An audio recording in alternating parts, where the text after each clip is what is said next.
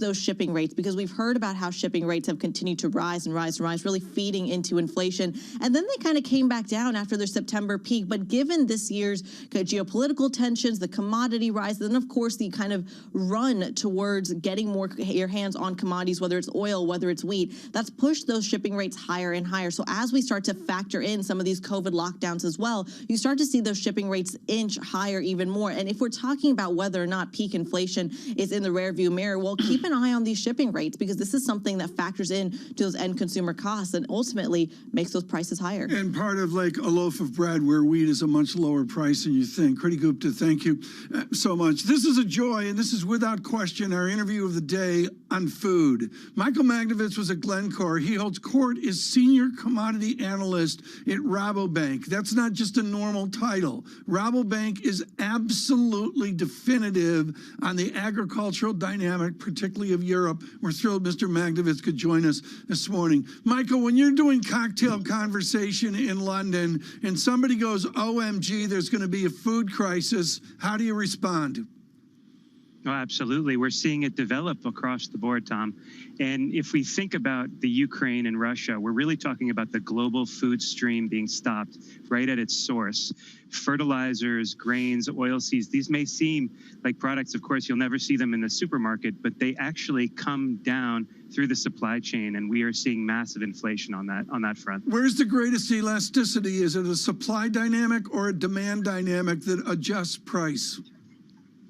Well, there's both going on at the moment. In the post-COVID world, we have seen demand continuing to be strong, irrepressible even, and pressuring supplies. And it's all been exacerbated by this war in the Ukraine, which is, creating an unreachable dynamic in the Ukraine, the largest country in the EU, and making Russian supplies somewhat untouchable. So that dynamic is stopping the flow and the supply of goods out of the Black Sea, a critical exporter to the world. Meanwhile, we heard from President Zelensky of Ukraine asking the farmers to get back to the fields and start to sow the grains so that they could actually have a crop. How convinced are you that given the bombing, given the exodus of people, of refugees from Ukraine, we could still get a crop that could supply the global source? Well, I'm not at all convinced that'll happen. I think that even if you do get a crop, it has to be exported through the Black Sea. And as we've seen, that is where a lot of the conflict is taking place right now. I think the Ukraine is very concerned about its domestic consumption and ensuring, food security for its people. Exports are not going to be a factor in the foreseeable future. And I have big concerns that the longer this plays out in terms of a conflict, the higher the repercussions will be for the world market. Ukraine is about to plant, or should be about to plant, its spring crop in the next 5 to 6 weeks, and that's looking highly unlikely that it'll be any sort of normal crop. And as a result, critical corn, vegetable oil supplies the world will be deprived of those. Michael, we've heard about a number of countries trying to stockpile wheat, trying to stockpile soybean oil ahead of what they expect to be increasing disruptions. I'm wondering about places like Egypt, places that rely on this area for the vast majority of their grains. How much can they get ahead of this? How well have they done stockpiling in advance? Well, that's the big question going forward. And the longer we see this conflict continue, the smaller those stockpiles are going to be. And so we have seen initially a large short squeeze within this market where, basically we saw wheat prices rise 50% in a matter of weeks. It's come off some, but it's still about 30% higher month on month. And what we have to be concerned about is North Africa, the Middle East, Sub-Saharan Africa. I like to say that it's actually Russia we need to care about in this instance, because Russia, we shouldn't be worried about an iron curtain, but a wheat curtain. And that wheat that's exported out of Russia feeds about 800 million people. And these are the people in Yemen, Nigeria, really the neediest in the world. So I am concerned that stockpiles will fall and that these countries will have to pay much more for their wheat, even double the price going forward. Michael, everyone on the team believes this is such an important conversation for this year, and we'd love for you to come back soon and catch up again. Michael Magnovitz there, the senior commodity analyst at Rabobank. We are just hearing from the Ukrainian foreign minister. When we get some headlines from that address, I'll bring them to you. Nothing quite yet. Tom, one thing that jumps out to me, though, did you see that note from Steve Englander at Standard Chart? Yeah, I mean, it's just real simple there. He's trying to gauge what happens Wednesday here. And, you know, the king of cross rate says, look, this is, I'm sorry, it's important. We see 5 FOMC projected hikes in 22, Lisa, which we see as neutral given market sentiment. The call from Steve, the title, how much tightening is needed. But that's different than he was before, right? Earlier, he thought that they were going to front load it and then stop. And increasingly, you're seeing people increase the number of rate hikes as they try to figure out this new inflationary regime that we're in. Well, the big question, and Steve suggests that they'll ignore it or try and avoid it, the FOMC may avoid indicating whether the Ukraine war means more or less tightening. That debate on Wednesday, Tom, will be hard to avoid. Yeah, okay, Wednesday I think is done, but I'll go to where you were last week, John, which is, I believe it's the May 4 meeting. A single sentence from Englander: optimism on growth and labor market performance. That's the other side, John, if we get an okay economy. And that's why, what is it, John? The average is 7 rate hikes? And Englander was 3, and now he's 5. I'd say anywhere between 5 and 7 on the street is where most of the street are right now, Tom. Okay. Going into Wednesday. Futures up 1/4% on the S&P. We are down 1/2% on the NASDAQ. That's the turnaround. Crude 103.96. We're down 5% on WTI. From New York, this is Bloomberg.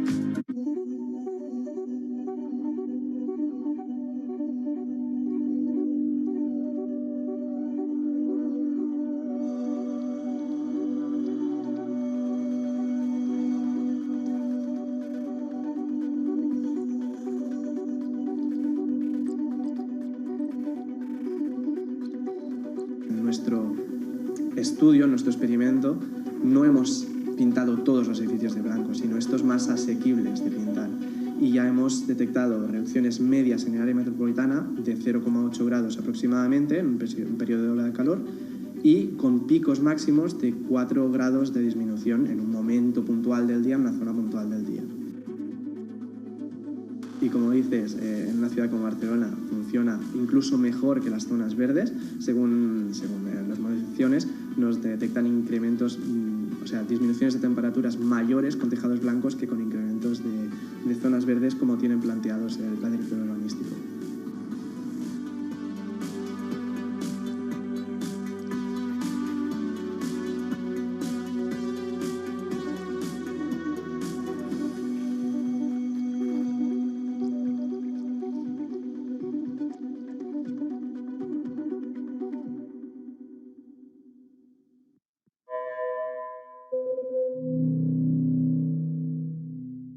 Bloomberg has enhanced search on the terminal to deliver what you need when you need it.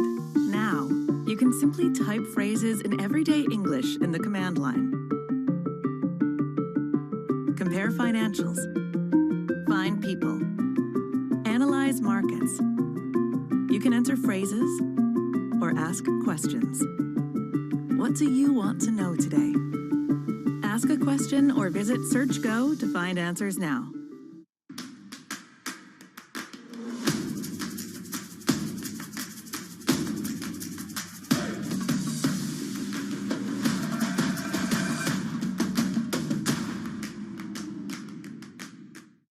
However you get your news. This is Bloomberg Daybreak with Lee. On Bloomberg Radio. Welcome to Daybreak Australia. This is Bloomberg Technology. This is Bloomberg Green. On TV, radio, and the web, this is Bloomberg. Access the financial world on demand.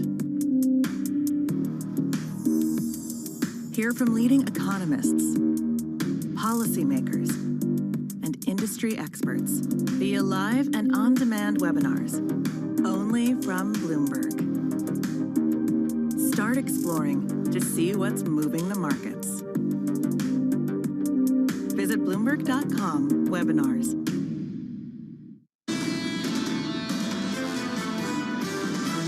We don't know how this is going to come out. It's pushing higher prices on energy, higher prices on food. U.S. inflation is going to stay elevated. It's been a seismic shock, a seismic exogenous shock has hit the system. The markets are also going to feel the volatility for time to come. For the most part, we do see the market is relatively orderly despite the stresses. This is Bloomberg Surveillance with Tom Keene, Jonathan Farrow, and Lisa Abramowitz. Good morning, everyone. Jonathan Farrow, Lisa Abramowitz, and Tom Keene on radio, on television. It is a Monday of immense complexity. Yes, the Fed meeting coming up on Wednesday, the market action, the reset of the markets off the weekend. But, John, it comes down to the nuances of words. We have war, we have invasion, and we have a Ukraine action. That from the Kremlin moments ago. Yeah, hard to reconcile any hopes with what's happening on the ground over the weekend, Tom. That military strike by the Russians on that air base, on that base in Ukraine, to be specific, Tom, 15 kilometers from the Polish border, Tom. Was that an escalation for you?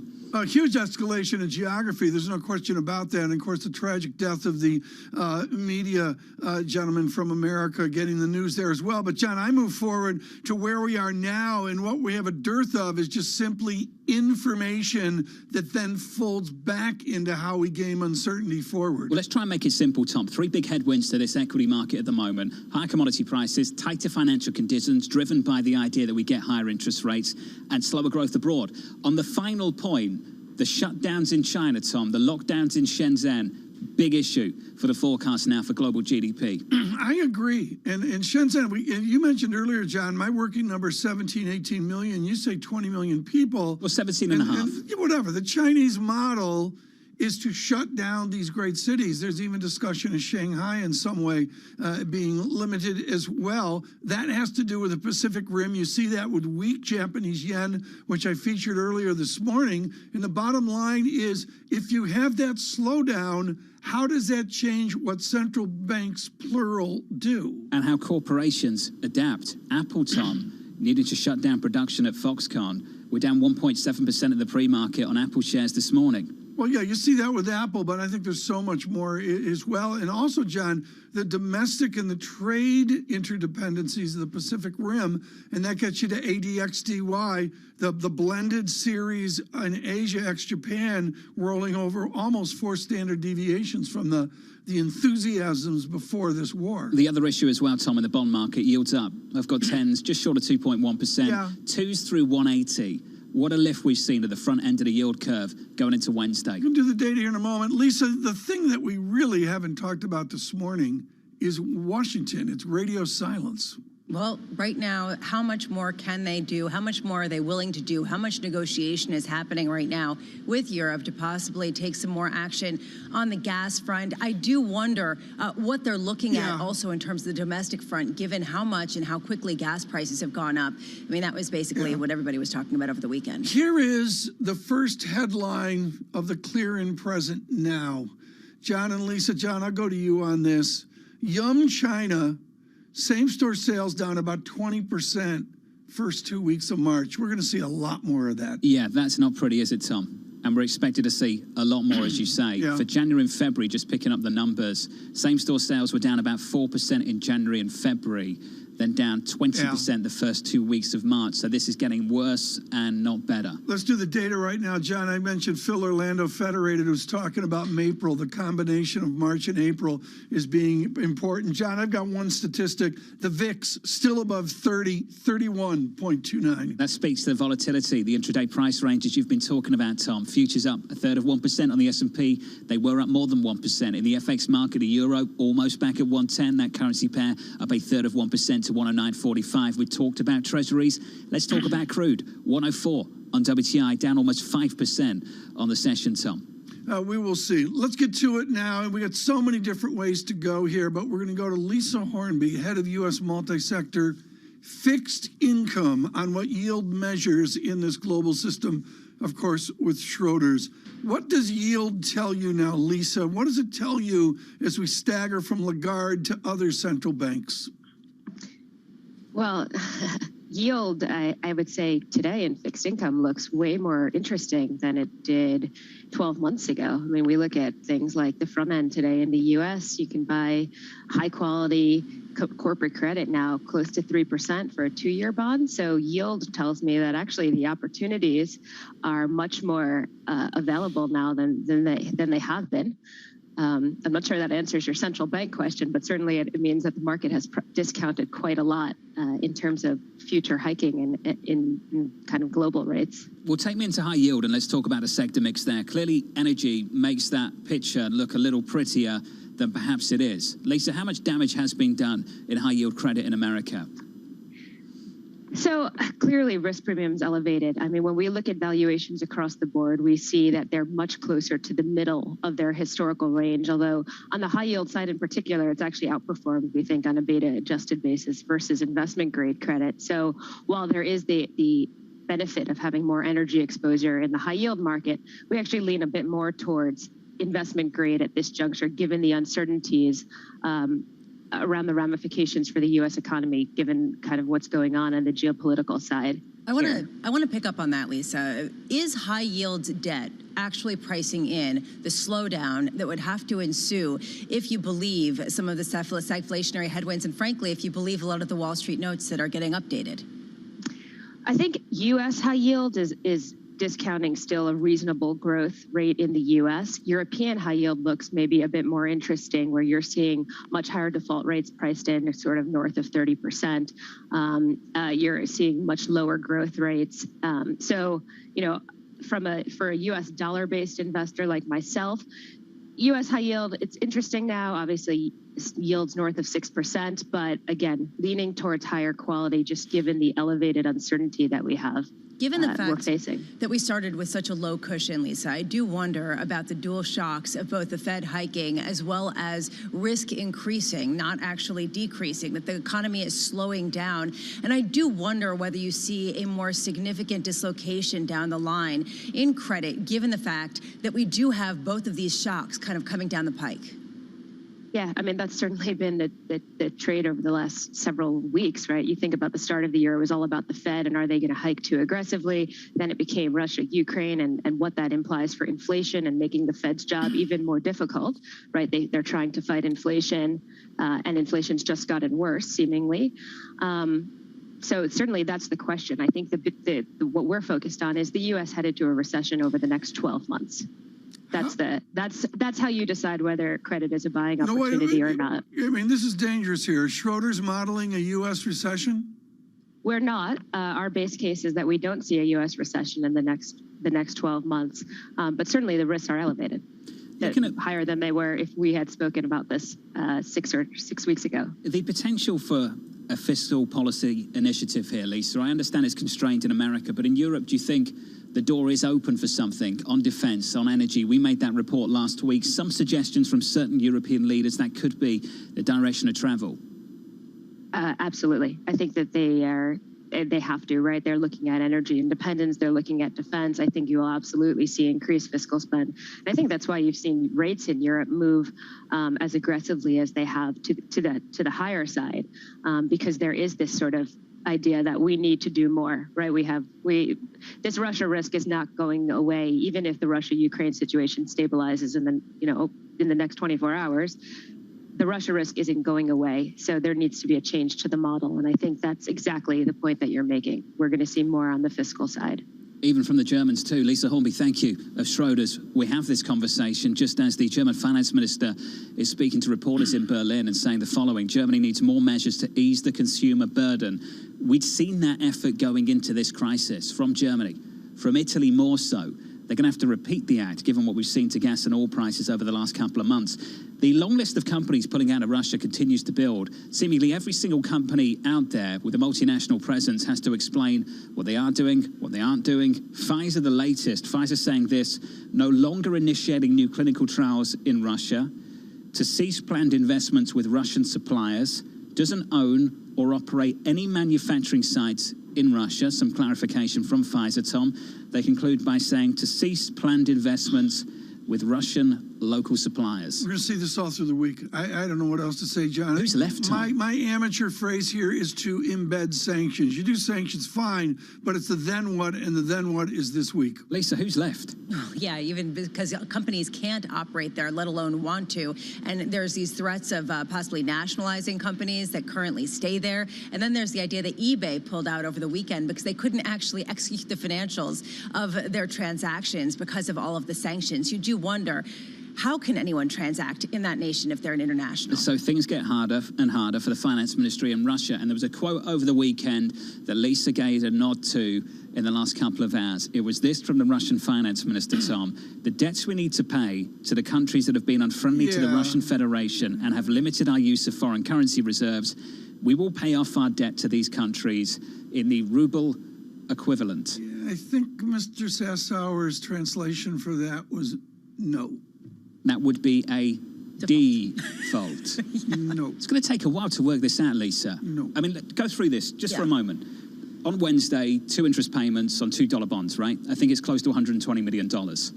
If it's missed, you've got a long time, weeks, to work out what is going to happen here. I think it's 30 days, right? But it triggers the series of events that could actually lead to a moment that actually calls for those losses to be realized. And then we'll have a better sense of what their longer term financial ramifications are. Just one more thing in the diary for you for the week ahead. Futures up 1/3% on the S&P. Yields higher by 8 basis points, north of 2%, very close to 2.1 a little bit earlier on. From New York, this is Bloomberg.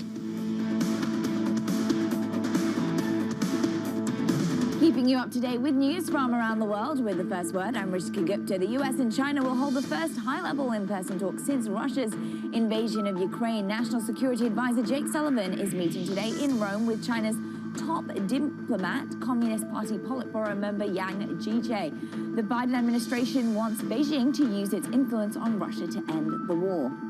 The US says Russia has asked China for military assistance for its war in Ukraine. It's an unusual request that suggests Vladimir Putin has faced more setbacks in the invasion than he imagined. The US isn't saying what kind of equipment Moscow has requested. China calls a statement disinformation.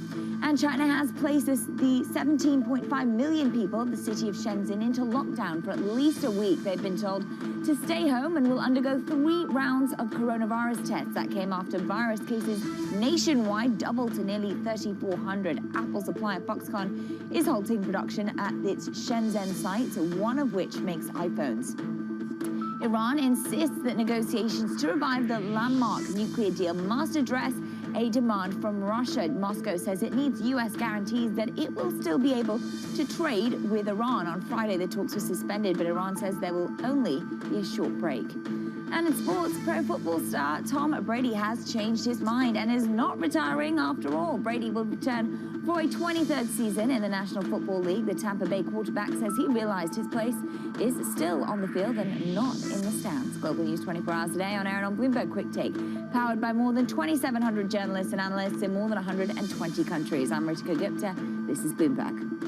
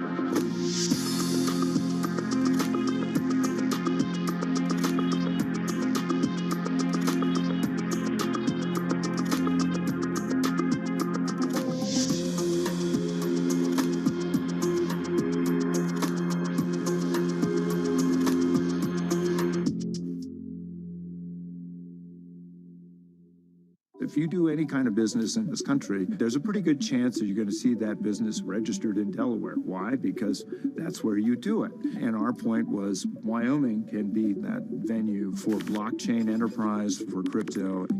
It's not the Wyoming way to sit around and wait for change. We want that independence, we want that freedom, we want that individuality. And that's a common theme that brings together bipartisan support for this in Wyoming.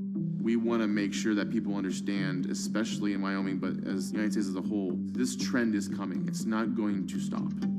This is more of a small town that's growing into what I would call the cryptocurrency version of Silicon Valley. It's the philosophy of that rugged individualism, the independence, and the ability to really get things done for yourself and control your own destiny. You get that from a blockchain, and you don't get that without it.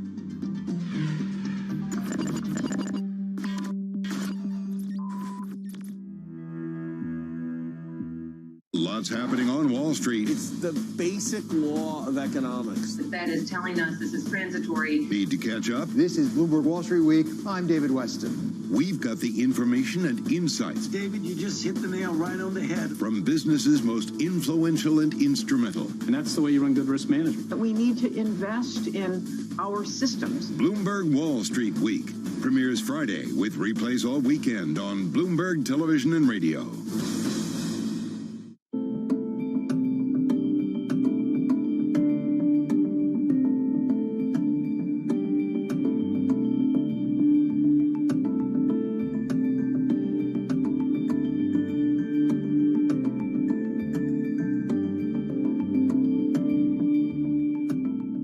Mercedes-Benz is on a path towards CO2 neutral mobility. So we have flicked the switch there, and really we're going to step by step electrify everything. And what does that mean? Combustion engines get electrified. This is a market that over the past few weeks has made it clear it wants to go higher. It got a little spooked by the idea that geopolitical tensions are rising.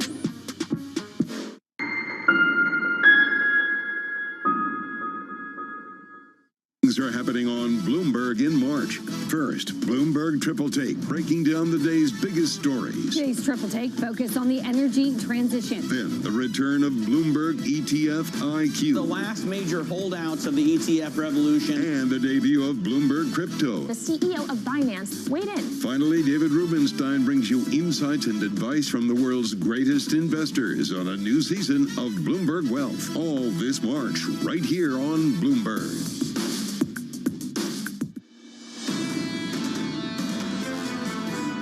An armed attack against one is considered an armed attack against all. We continue to flow and to move and to reposition forces and capabilities along NATO's eastern flank to make sure that we can defend every inch of NATO territory if we need to.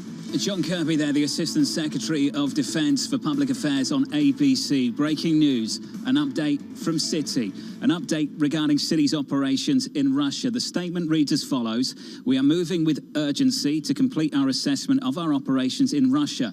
In April 2021, last spring, we announced our intent to exit our consumer business in the country. Here's the addition.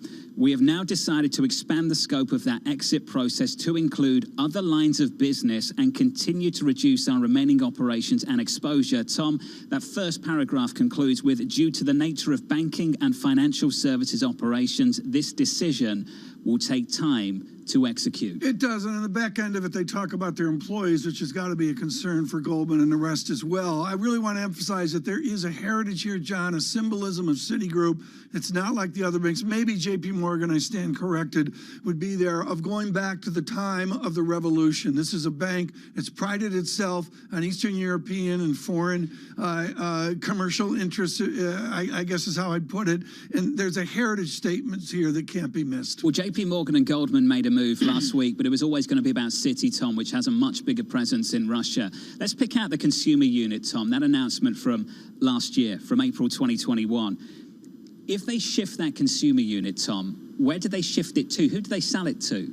Because the domestic banks right now, many of which could be a dance partner maybe 12 months ago, are now sanctioned. I think, Lisa, it gets very, very difficult. And in their words, this decision will take time to execute. Just imagine all the multinational companies that are trying to exit, that need to exit financially and do it gracefully, and they need a banking partner at the same time. That also Citigroup is trying to exit. I mean, talk about a complicated engagement. The second paragraph reads, we have also decided to stop soliciting any new business or clients. We are providing assistance to multinational corporations, many of whom are undergoing the complex tasks of unwinding their operations. Exactly to Lisa's point, we will continue to manage our existing regulatory commitments and our obligations to depositors, as well, Thomas, support all of our employees during this very difficult time. An update regarding Citi's operations in Russia out just moments ago. About 3,000 employees in Russia. Now to China. We've been waiting all day. Late in his evening, we are honored that Enda Curran could join us. Enda, when you shut down a city of 18 million people, what does it do to the domestic economy, and what does it do to the confidence in leadership? Well, we're going to find out, Tom. It does look like Omicron has breached China's zero COVID defenses now. Jilin up in the north has gone into a lockdown today. Shenzhen, just next door to Hong Kong, a big tech, big industrial hub, under wide-ranging restrictions as well. So obviously there will be a hit to consumer spending and consumer confidence, but we'll have to see how the industrial sector also does, because of course industrial production might be slowed down, and shipments from ports might be slowed down or complicated as well, especially at Yantian port just beside Hong Kong, one of the big ones. So there are many ways it can play out economically. And then, of course, to your point about the leadership, well, look, it's all about stability in China this year. We know they have the big Congress coming up in October, November. So they've made it clear they want to continue with this path of suppressing the virus. And I don't think anyone expects a pivot from them in the near term. Right, and people were looking at some moves on the periphery as possibly signaling what the path to ending their zero COVID policy could look like, including approving certain antivirals. However, in the meantime, since that's a far way off, what kind of fiscal support, what kind of monetary easing are people expecting? Well, I think, Lisa, last week we had the NPC, the Rubber Stamp Parliament. They came out with a new growth target of 5.5%. A lot of people think that's pretty ambitious. Premier Li Ka-shing himself said on Friday it'll be tough to get there. So to your point, that means there's going to need to be more government support. There will be central bank support, maybe an interest rate cut in the near term, but I think most of the action is going to come on the borrowing and spending side, on the infrastructure side of things. It's going to be a year of fiscal action. And by the way, Premier Li Ka-shing last week spoke a lot about tax cuts as well. So we will see tax cuts and tax breaks maybe for the business sector. So I think more on the fiscal side than the monetary side, but stimulus is coming.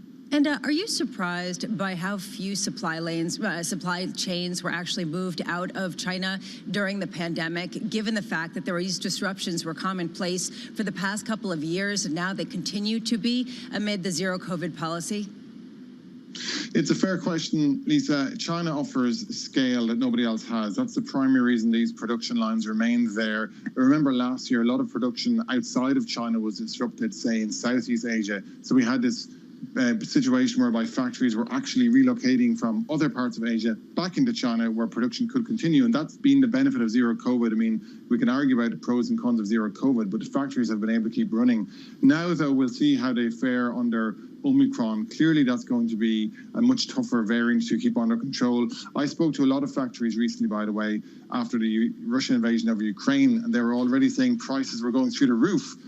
So now they could be dealing with, on the one hand, soaring commodity prices, and potentially they could see some disruption on the production side. So I think there's going to be a lot to keep an eye on China's economy over the coming weeks. The amount of moving parts to this story over the last few weeks has just been phenomenal. Enda Curran, thank you, sir. Stay safe as always over in Hong Kong. Citi in the pre-market up by 1.33%. Months ago, we did get an update regarding Citi's operations in Russia. They had previously announced their decision, their intent to exit their consumer business in the country. Their update this morning, quote, "We are moving with urgency to complete our assessment of our operations in Russia. We have now decided, Tom, to expand the scope of that exit process to include other lines of business and to continue to reduce our remaining operations and exposure." Let's go to the ratios, John, but I want to make clear this is not apples and apples. This is apples and broccoli. I'm not sure what it is. It is the magnificent BQ screen on the Bloomberg, and I can get a quick snapshot of some form of book value. Citigroup, 0.59, way too close to Deutsche Bank, 0.37. And JP Morgan doing a little bit better, John, 1.46. They're doing a lot of things. It's a ratio. All at once now, Tom. Is it CFA? No, John, but it gives you the challenge that Jane Fraser has at Citigroup is tangible. It's not just making the call, though, Lisa. Now you've got to execute the call. And the line in the first paragraph, this decision will take time to execute for everyone, as you pointed out, all trying to do this at the same time. Amid financial sanctions, right? I mean, amid a legal quagmire for all of these companies as they try to figure out how to navigate in a legal manner, and amid all of this, all of these companies that are just making this massive exodus out of Russia, it's highly complicated. To your point, how do they exit quickly? They cannot sell. How do you find a local dance partner if they're all sanctioned? Yeah. It's not going to be many to sell to. No. It's a tough time for these banks to work this out. And maybe, Lisa, you just walk away, which is what we've been thinking about with some of the oil majors. Yeah, which means billions and billions of dollars of investments that go up poof. Futures up 0.25% from New York. This is Bloomberg.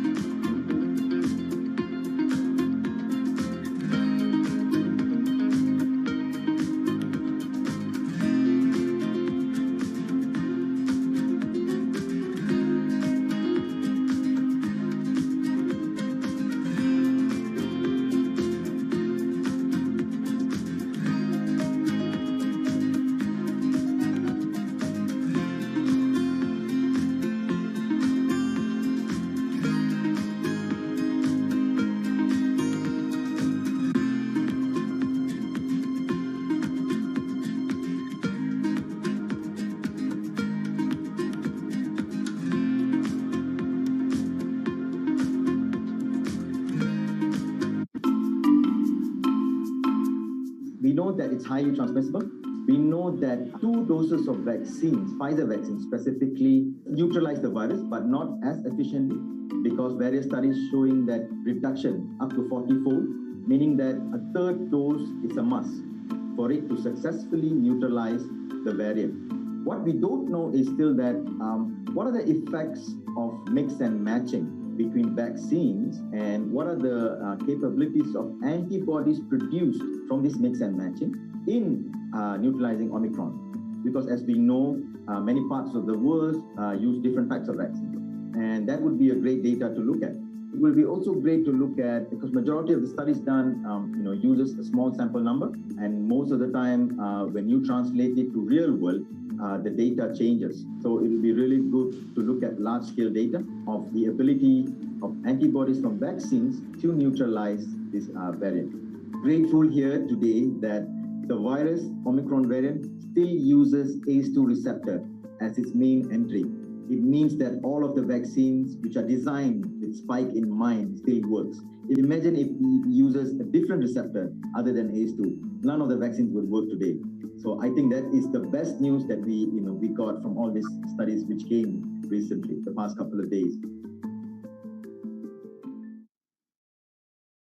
Front Row, exclusive interviews with the most influential figures in finance. Lloyd Blankfein. Deflation is a terrible thing. Inflation you could tolerate. Kathy Wood. Tesla will be in the pole position to dominate. Jeremy Grantham. We've had a very, very abnormal honeymoon Goldilocks period. First available on the Bloomberg Terminal, then on Bloomberg Television and Bloomberg.com. Front Row, the best seats in the house for business's greatest minds.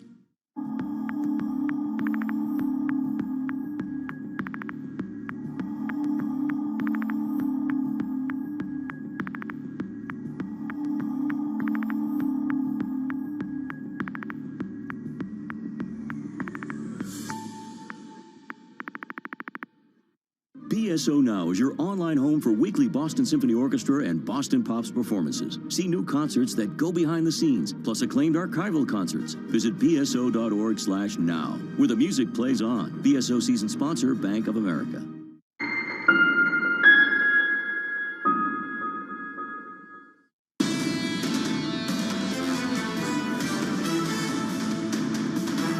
The rally in equities this morning fading. Good morning to you. Up 0.25% on the S&P, and the Nasdaq 100 down 0.25%. Yields at 2019 highs early this morning, almost at 2.1% on 10 to 2.0709, up 8 basis points. Crude to 104.79. Let's call it 104.80. We're down a little more than 4%. You like this note that just dropped over at Credit Suisse, Tom, from Jonathan Golub. The R word. Recession concerns legitimate but overstated. It's a long note. I'll just give you the top line, Tom. A review of the current economic landscape leads us to believe that investor concerns around recession stagflation are not likely to materialize. This is what's out there this morning, and I don't have an opinion on this, John. No, of course not, but tell us what it is. I'm triple leveraged all cash, but my opinion is we need a diversity of opinions and not the OMG panic that seems to be evident. We appreciate the balance that you're bringing to this program this morning, Tom. It's perfect. I tried. Can I get some more tang, please? Yeah, okay. Can we continue? You can continue, sir. Right now, and we have really tried to be careful with authorities and experience on this horrific war or invasion, or as Mr. Putin calls it, operation. We've been honored with the guests we've had, starting with Angela Stent, General Hodges, General Kimmett, and now Seth Jones. He's with the Center for Strategic and International Studies, and in America, he is our definitive expert on guerrilla warfare. Seth, thank you so much for joining us.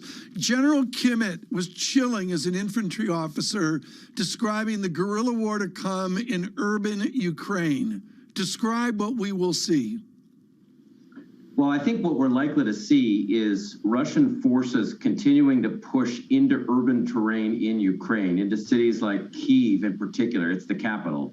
And the Russians to be met with fire from atop buildings, snipers, fire from inside buildings, fire from around buildings, as the entire Ukrainian population rises up to attempt to pick apart Russian forces in cities. So it's those kinds of campaigns destroy cities. So we're bound to see sad destruction in Ukrainian cities. Does Russia have the material, or critically, do they have the will to make Kyiv look like Aleppo?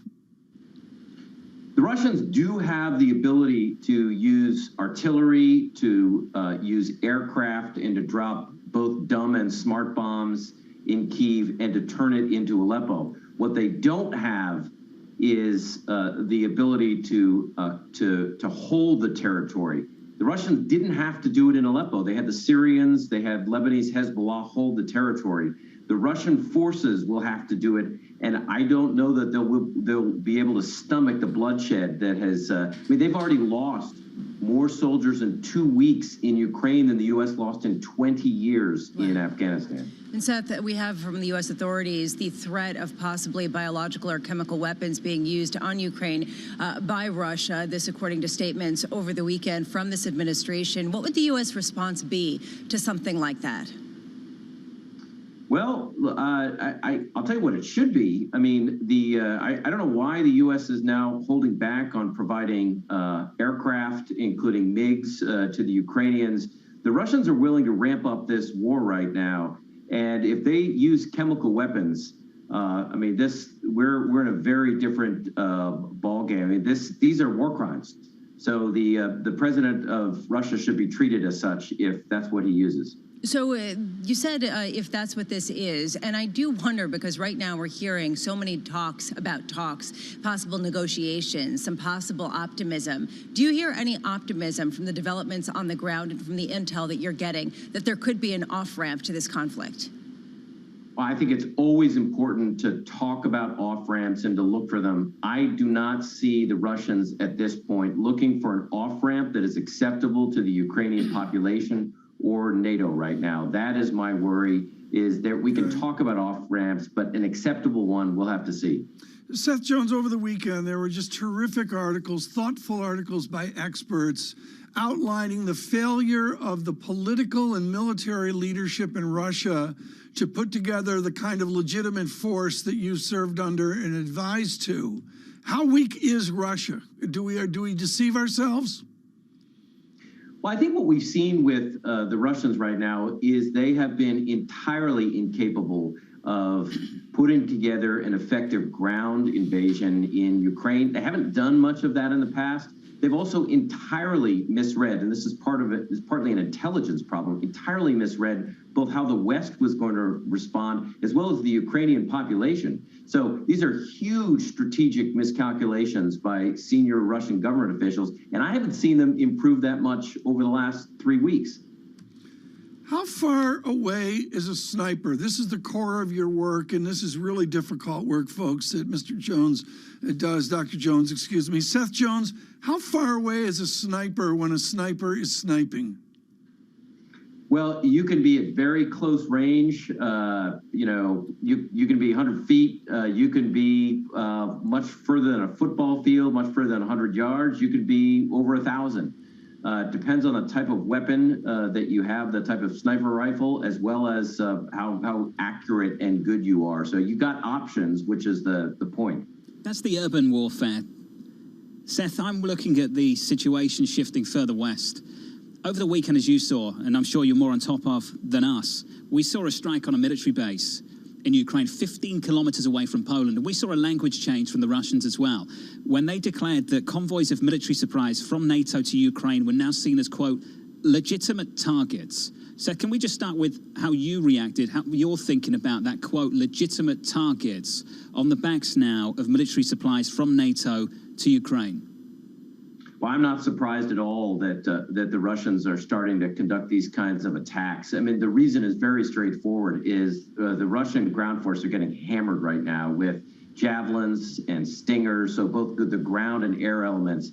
So this is an attempt, because the supplies coming into Ukraine have been so successful at hitting Russian forces, they're now trying to interdict and destroy. So I'm not surprised at all. The concern is how close they're getting to the Polish border, and one stray missile that goes into Poland and hits 82nd Airborne Forces puts this war in a very different direction. Well, Seth, can you talk to me about that? Because for myself, certainly not an expert from the outside looking in, just how far is 15 kilometers in your world? It's not very far at all. I mean, literally one cruise missile or even a ballistic missile that's a guidance package is off kilter, it malfunctions. And that's not a very long distance for that stray missile to go in a different direction. It's happened with U.S. cruise ballistic and mortar shells. So again, hitting 82nd Airborne soldiers near the border would kill the U.S. and suddenly we'd be in a different world. Well, and that's where I wanted to go. How high is the threshold for U.S. military, for frankly European troops to fight directly with the Russians? Are we getting closer and closer to it? Well, I do think we are getting closer, and you know, the U.S. has to now begin to think about what war would look like if that's the direction the Russians take this. I think the U.S. at this point does not want to get directly involved in the war, but if U.S. soldiers are killed by Russian missiles coming off of aircraft or maritime vessels in the Black Sea, you know, that's gonna be a very difficult decision for the U.S. I mean, and the American population is going to want a response. Yeah, and that's actually what you said, also with a strong response to war crimes, as you called them, with a chemical attack or a biological attack. What would that look like if there were direct combat between U.S. and Russian troops? Well, the question is whether, if Russian and U.S. or other NATO troops were engaged in direct combat, could you sort of contain it? I think the issue is, you know, it might start, for example, with aircraft striking various targets. You know, large numbers of U.S. forces crossing the border would probably be not the first option. It would probably be air assets being used and the possibility of having U.S. aircraft taken down. But I think that's sort of inching towards, you know, broader ground engagements. Ground engagements would be a very serious concern. Seth, a clinic as always, and we're lucky to catch up with you. You know that. Seth Jones there of CSIS. Tom, some headlines coming from Prime Minister Boris Johnson. Boris Johnson meeting with North Sea oil and gas companies on energy security. And this one might be one for Senator Warren stateside, Tom. The UK saying a windfall tax on North Sea oil and gas would deter investment. That's just basic microeconomics. I mean, that's all there is to it. And what's interesting is the senator from Massachusetts knows her microeconomics. So, it's politics, and we'll see where it goes. I mean, the bottom line, John, is we had a panic out to 130. We're back to 109 Brent.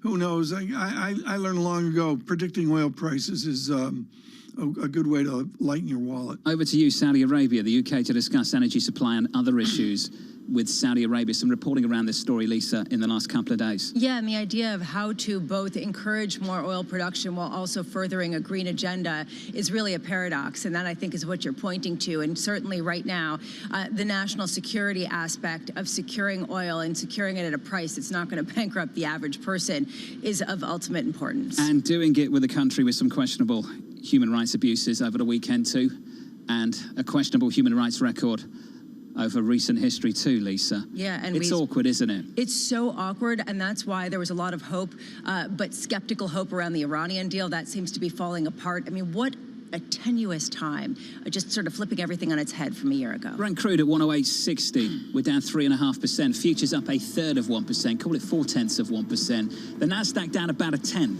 We're off session highs. Yields higher by 9 basis points, approaching 2.1% at 2.08 on this market. Seema Shah, the chief strategist at Principal Global Investors, joining us very shortly on Bloomberg TV in around about 20 minutes. From New York City with a big week ahead. From New York, this is Bloomberg.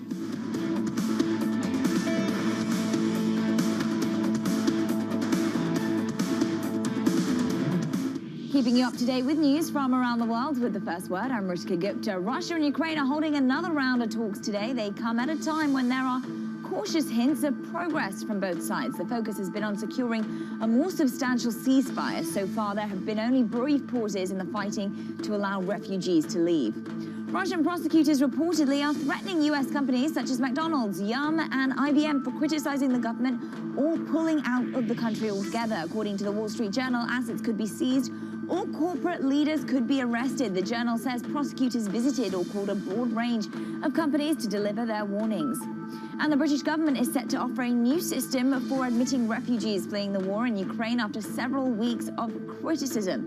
The new system includes payments to households accepting refugees. Cabinet member Michael Gove told the BBC he expects tens of thousands of Ukrainians will eventually be admitted. In Germany, the coronavirus infection rate hit a record for the third straight day, and the country's top health official issued a grim warning. Health Minister Karl Lauterbach says the outlook shows signs of worsening and causing many deaths. He urged vaccine holdouts to get their shots. And billionaire investor Carl Icahn has taken another step in his months-long campaign to take over Southwest Gas. He boosted the price he's offering from $75 a share to $82.50. Southwest has rejected Icahn's previous offer, which was valued at $4.2 billion. Global News 24 hours a day on air and on Bloomberg Quick Take, powered by more than 2,700 journalists and analysts in more than 120 countries. I'm Rishka Gupta. This is Bloomberg.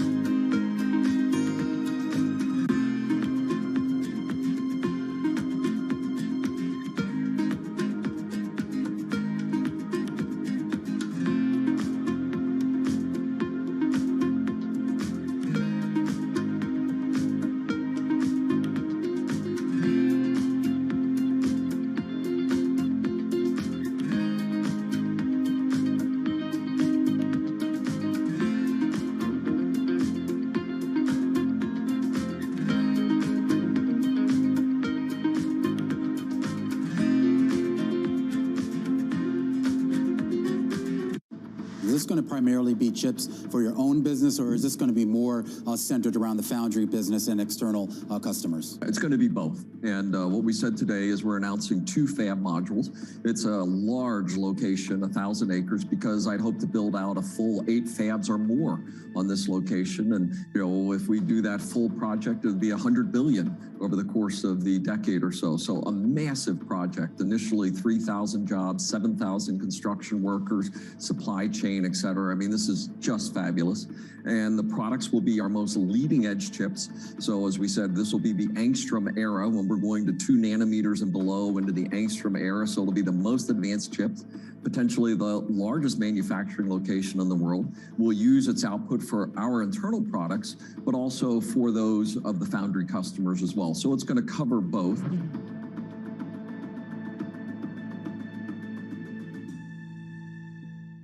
I think that it's hard to put your head around any narrative. Let's just be honest. We've had sort of a shift in, are we in some sort of stagflation fears moment? People were talking about that all day yesterday.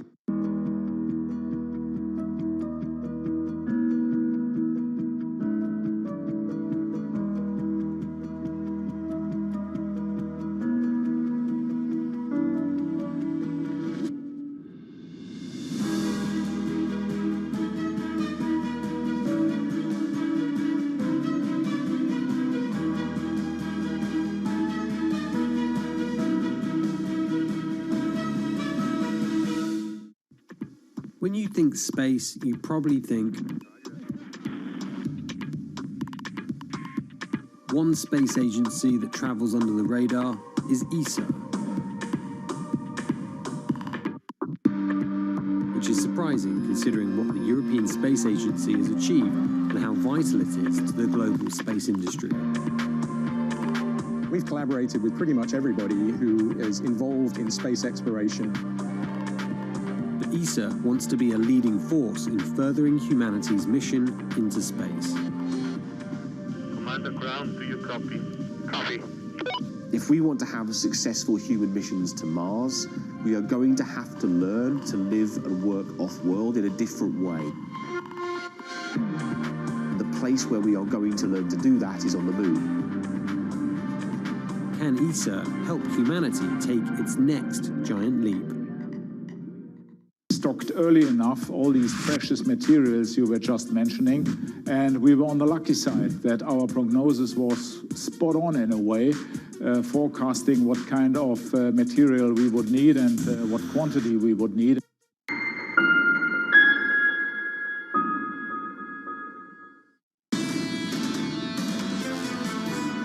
The way we're looking at Putin is that we're looking at a wounded, cornered animal here that thinks when all of this is done, he can stroll into the United Nations and make a speech. I don't think he understands what a pariah he's turned his country into and what the global economic ripples are associated with that.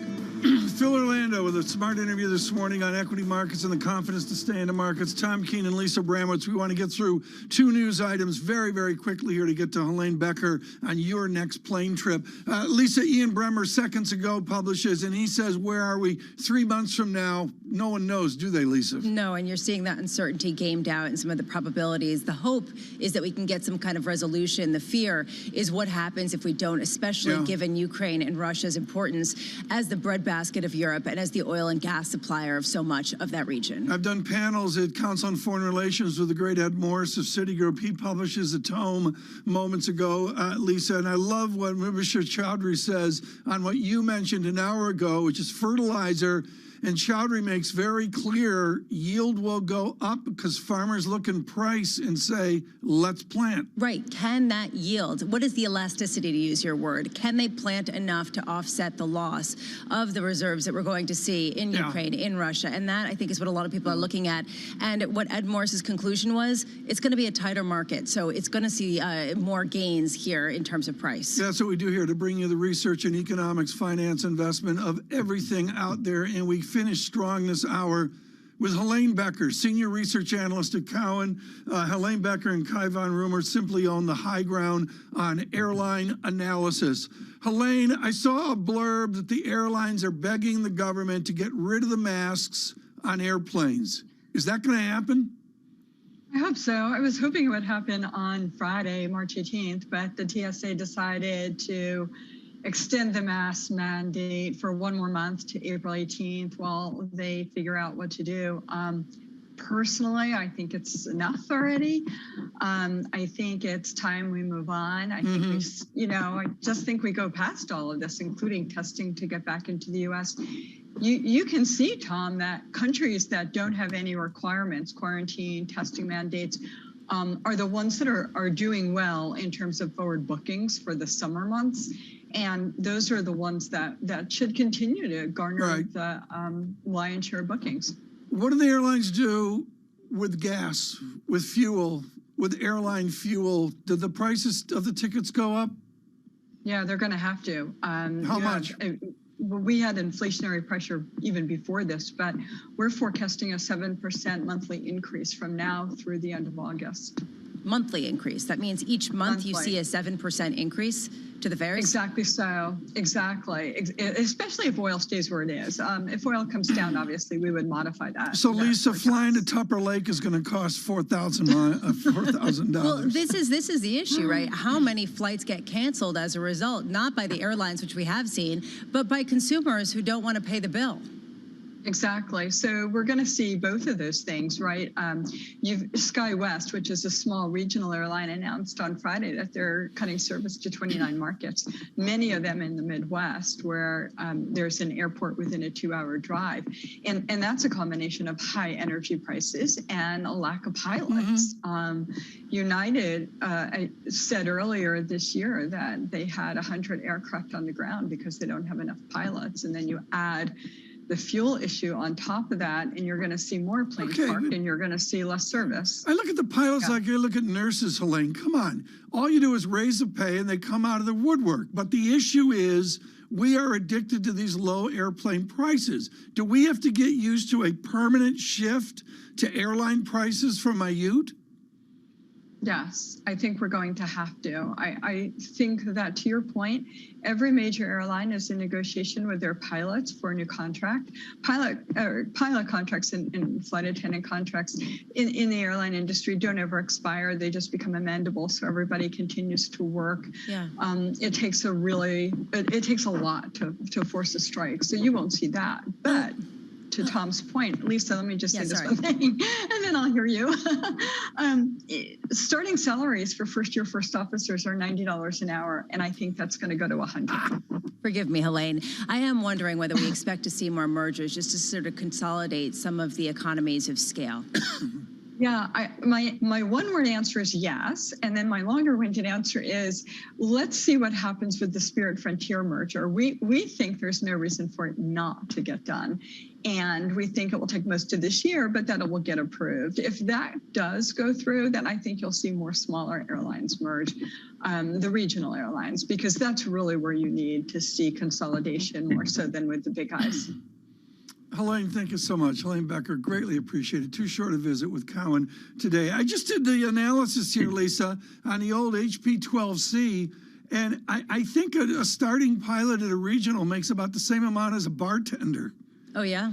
They don't fly 40 hours a week. I mean, I don't understand $90 an hour, and, because of the stress, I don't get the math. I just don't get it. But what's the math for an airline that's already cut as many costs as they possibly can, where something like a third or even more of their costs comes from oil, and they've cut every corner to try to streamline all of the expenses, and now they're hit with this additional burden? How do they navigate that? How do they offer that much more to pilots? How do they get that finance to work without raising prices enough to possibly crimp demand? And this is the difficult situation that they're in. I mean, I got New York to LAX, $375-ish economy, cheap.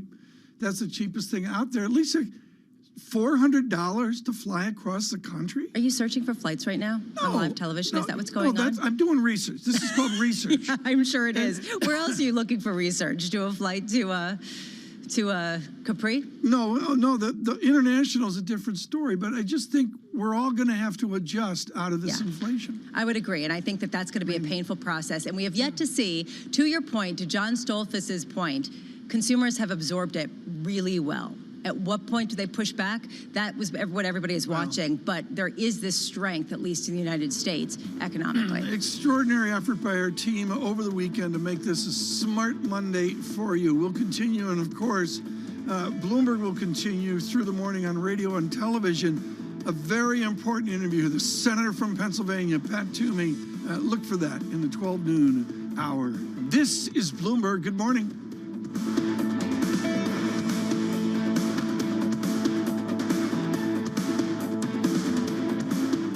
Welcome back to another special BNP Paribas Open update for Bloomberg TV and radio from Tennis Channel. I'm Erin Coscarelli. Madison Keys won the All-American matchup against Fed Cup teammate Allison Risk to punch her ticket into the round of 16. After clinching a tight opening set breaker, the former U.S. Open finalist sealed the win 6-1 in the second to set up a meeting against Great Britain's Harriet Dart. On the men's side, big-hitting John Isner took care of business against compatriot Sam Querrey. The number 23 seed edging his good friend in two tiebreakers, 23 aces for Isner in the victory. And up next for him, Argentina's Diego Schwartzman. And don't forget, Tennis Channel's extensive daily live coverage from Indian Wells all starts at 1 p.m. Eastern.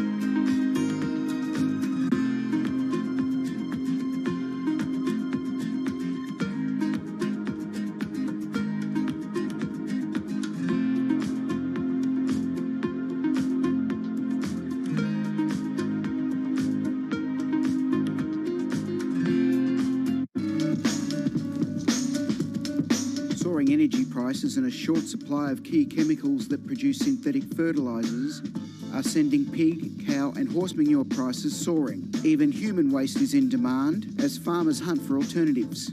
Fertilizer helps increase crop yields. You can see how much moisture is held into this. It's a lot of organic material into the compost, so it breaks down. The manure and the straw breaks down into a friable mix that can be mixed into your soil in the ground and for growing a whole range of different vegetables. Holds the nutrients in, holds the water in, and it really increases the kind of biodynamic profile of the soil.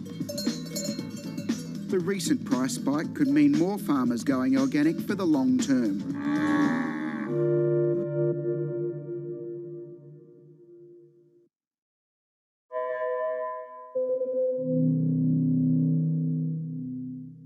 Bloomberg has enhanced search on the terminal to deliver what you need when you need it. Now, you can simply type phrases in everyday English in the command line. Compare financials. Find people. Analyze markets. You can enter phrases or ask questions. What do you want to know today? Ask a question or visit SearchGo to find answers now.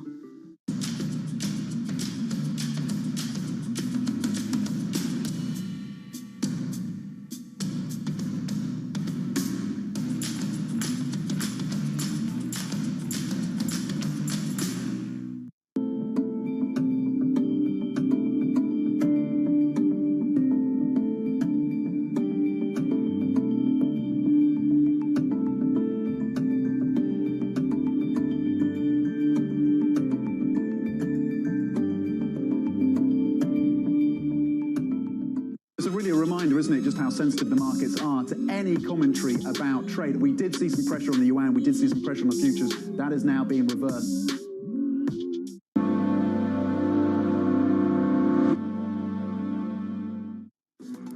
Live from New York City, kicking off the week in positive territory. A good morning to you all. For our audience worldwide, up 0.5% on the S&P.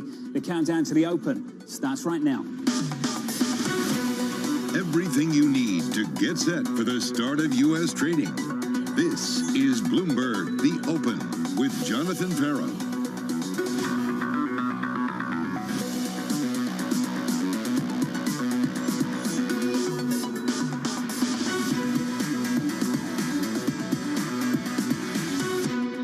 From New York City, we begin with the big issue, the difference between words and action. Over the weekend, President Zelensky's chief of staff tweeting, quote, "Our demands are the end of the war and the withdrawal of Russian troops. I see the understanding and there is a dialogue." Renewed hopes for a diplomatic breakthrough contrast sharply with actions on the ground. Russia striking a military base just 15 kilometers from Poland's border. And now several reports suggesting Russia asked China for help.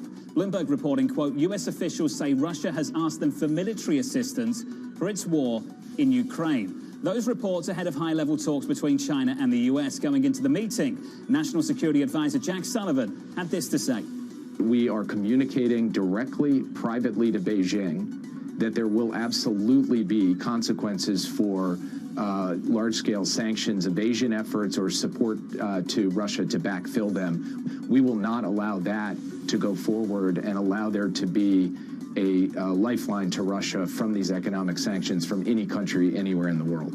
That meeting with Jake Sullivan and his Chinese counterpart started early this morning. Team coverage starts right now with Bloomberg's Anne-Marie and Maria Tadeo down in Brussels. Let's start with you, AMH, and start with these talks between the U.S. and China. Yeah, they're currently ongoing, Jonathan, in Rome between Jake Sullivan and Yang Jiechi, the top Chinese diplomat. And really, John, what this is all about, these high-level talks face-to-face, comes at the first time they are speaking this direct matter like this since that invasion began. And the U.S. just really wants to try to enlist Beijing to put pressure on President Vladimir Putin. We spoke about how isolated he's been and really his own one only true friend likely to be Xi Jinping. They talk about how their relationship has no limits, but yet we don't see the Chinese delivering on that military ask that our reporting shows that Russia had for. So what the United States is trying to do, Jonathan, is just make sure they can shift that pendulum and put a little bit more weight on Beijing to make sure they don't help Vladimir Putin in this war and they could try to bring this war to an end. Maria, on that story, it's a story the Kremlin denied about 90 minutes ago. Absolutely, and they say they haven't asked China for any help, and they also say, by the way, when we bring in foreign fighters, it doesn't mean that we're running short of fighters that are Russians. It just means our operation continues according to plan. Now, the reality is, Jonathan, we really don't know what is this plan that Vladimir Putin continues to refer to. On the one hand, he previously mentioned that it would involve changing a regime, that it would involve a full occupation of Russia, but we're seeing that on the ground that is proving very difficult. It's 19 days of war, and the reality is this is now a long war for Russia. It is becoming an expensive war for Russia. And remember, half of their reserves are currently frozen and they're facing serious resistance on the ground. Now, there is a call in parallel to what Anne-Marie just mentioned going on between the Russian delegation and the Ukrainian delegation. The Ukrainians have not moved on their position. They say they do not trust the Russians and they do not trust Vladimir Putin. What they want to see is a real ceasefire, a troops being pulled back. And then, of course, they mentioned security guarantees. And that is not just Russia. Remember, in my conversation last week with the Office for President Zelensky, they made it clear the Turks, the United States, and the international community will have to be part of it. Anne-Marie, over the weekend, we also heard from Russia declaring that convoys of military supplies from NATO to Ukraine were now, in their words, legitimate targets. Have we had the White House response to that? Well, Jonathan, the White House has constantly said that Russia, of course, needs to pull back those troops. But on this specific target, these targets, no. But we do know is that the White House definitely didn't want those Polish jets to go from their military base into Ukraine because of this, because they viewed that the Russians would view this as a provocation. But Jonathan, what we know from over the weekend is that the Russians pretty much acted upon that threat. They hit very close to the Polish-Ukrainian border and at a site that NATO and U.S. forces were using before the February invasion. In early February, they were using this to train military. So you can see that they delivered on that threat and that it's just escalating what is going on right now on the ground. Maria, just want to wrap things up with European fiscal policy. We heard from so many European leaders going into the weekend. We believe there's an effort going on to do something on defence collectively, but also something on energy as well. Germany was speaking this morning, the finance minister, about offsetting, helping the consumer with higher energy prices. Is this going to be a country-by-country story or a European effort? Look, they continue to say on paper, we want to act collectively, but we are seeing countries take individual measures. The French already, they said there would be a 15-euro-cent relief at the pump for French consumers. Remember, there's an election going on. For the Germans, they also say we're going to have to tweak our budget accordingly. But I do want to stress something. The real conversation here is what happens with energy. At this point, Jonathan, you know this very well. The only sector that is making money for Russia is oil, gas, and coal. And for the time being, there is no indication that we're going to see a full ban on this. The Germans have been very clear for their economy. They cannot switch from one day to another. And this is now becoming very tense, in particular with the Eastern European officials. I know that the Polish officials, Slovenian officials, they're concerned because they see the war is moving further east, close to home, and they still say we need to cut it out completely, but there is no consensus on this. Maria, great work, as always. Maria Teneo out of Brussels. Anne-Marie, stay close, as always, through the hour from Washington, D.C. Let's get to the panel. Joining us now, Principals Global Investors, Seema Shah, RB Advisors, Richard Bernstein, and Stuart Kaiser of UBS. I want to begin with you, if we can, Seema. Your line that the hedge against all of this, escalation risk and everything else, is the commodity trade. Is that an insurance policy you want to keep holding? Yeah, I think so. Look, you know, we can see that the situation is extremely uncertain. We just, you know, the number of headlines, the amount of volatility into the market. So it's not just a geopolitical risk hedge, or certainly even an inflation hedge at this point.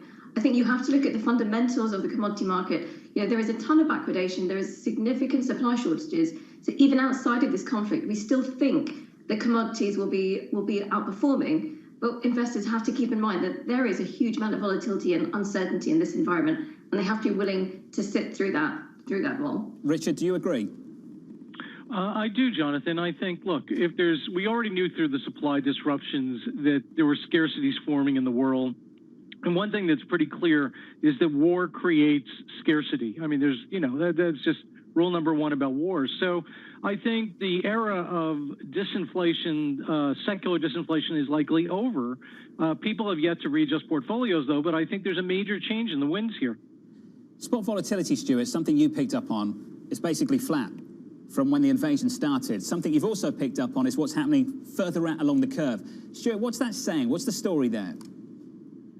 Yeah, good morning, Jonathan. I think the story there is we got an initial risk shock, but this is one of those events that has huge and uncertain timing, and what the markets basically started to do is price out over the next 3 to 6 months a continued period of uncertainty, and I think that comes from the on-the-ground action in the Ukraine, and it comes from what you've mentioned on oil, which is if you do get an oil price shock, that has knock-on impacts on growth and inflation. And those are going to have to play out kind of over the next, call it 3 to 6 months, at a time when inflation is already high and central banks are already hiking. So I think what you're seeing is event risk priced in, but then also the cascading effect of that event risk over the next couple of quarters also being priced in from a risk perspective. So given the dislocation we've seen, Stu, we've got to start thinking about two-way headline risk, the de-escalation risk, and getting caught wrong-footed. And something you've said, Stu, that I think is interesting, your quote, buying too early is much worse than being 1 to 2 weeks late. Is that the mantra for you, Stu? It 100% is, Jonathan. We've been very, very cautious about buying this dip. And if you look at buying, call it 10% or larger S&P dips, throughout history, you're just much better off being 1, 2, or even 4 weeks late from a risk-adjusted performance perspective. So yeah, we view this as a time for caution and a time for patience, and definitely have not come off that stance now. Seema, the approach has changed. To Stu's point, the buy the dip mentality, that mantra that's dominated this market for much of the last 10 years. How much of a challenge have we seen in the last couple of months?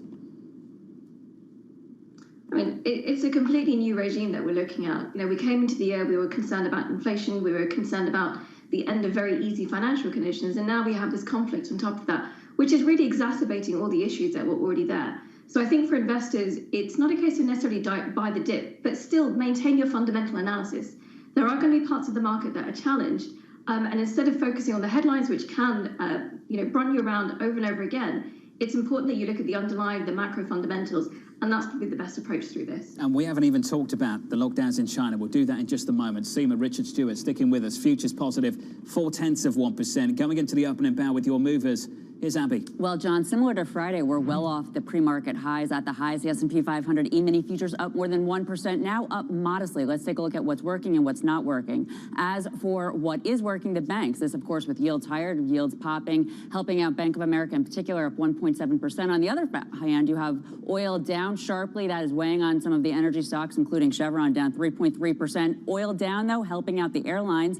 United Airlines up a little bit, up 0.5%, but nonetheless higher. And then Apple, you were just talking about those lockdowns in China, of course, Foxconn halting iPhone production with the lockdown in Shenzhen, among other areas, weighing on Apple, down 1.9%. Higher rates not helping out big tech either, John. Abby, thank you. Coming up on this program, war in Ukraine, clouding the outlook for central banks around the world. What we are asking is a very simple thing. We say, arm Ukraine and we will do the rest. Give us all the weapons necessary and we will fight for our own land and for our people. What this situation means for the Fed's next call. Up next.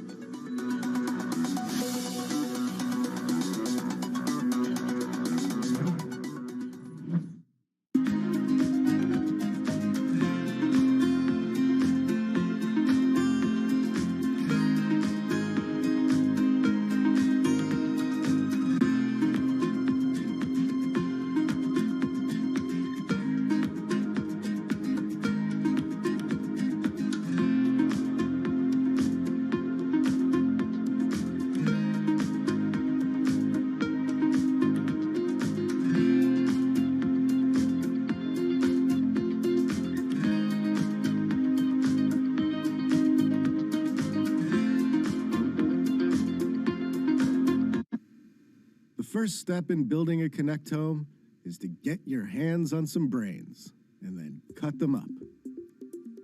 It all sounds very grim, but Harvard turns out to be quite efficient with its brain harvesting.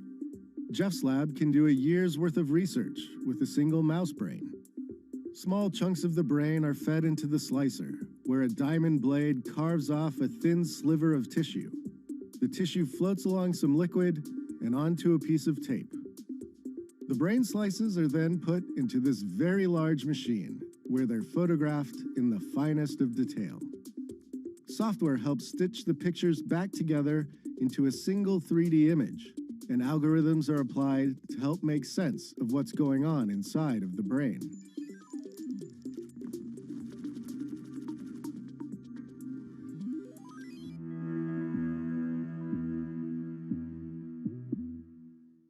However you get your news. This is Bloomberg Daybreak with Lee. On Bloomberg Radio. Welcome to Daybreak Australia. This is Bloomberg Technology. This is Bloomberg Green. On TV, radio, and the web, this is Bloomberg. From New York City. We're in London, in Sydney, in San Francisco. 9 a.m. in Beijing and Shanghai. Good morning, everyone. Have a great evening. So recap the headlines. You do not want to miss this How story. are you thinking about those dynamics?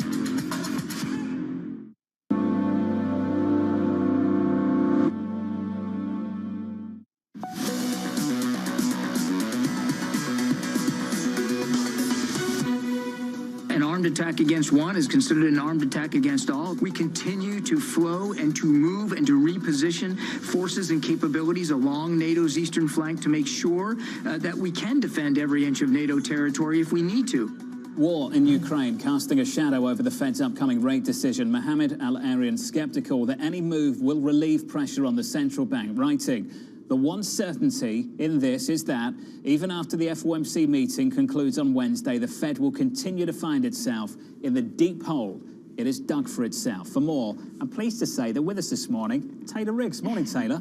Thank you, as always, for having me, John. First, let's take a look at sort of the big central bank decisions that we do have. We're coming up on PPI, of course, on Tuesday, then the big day, which is Wednesday, right? The moment really we've all been waiting for.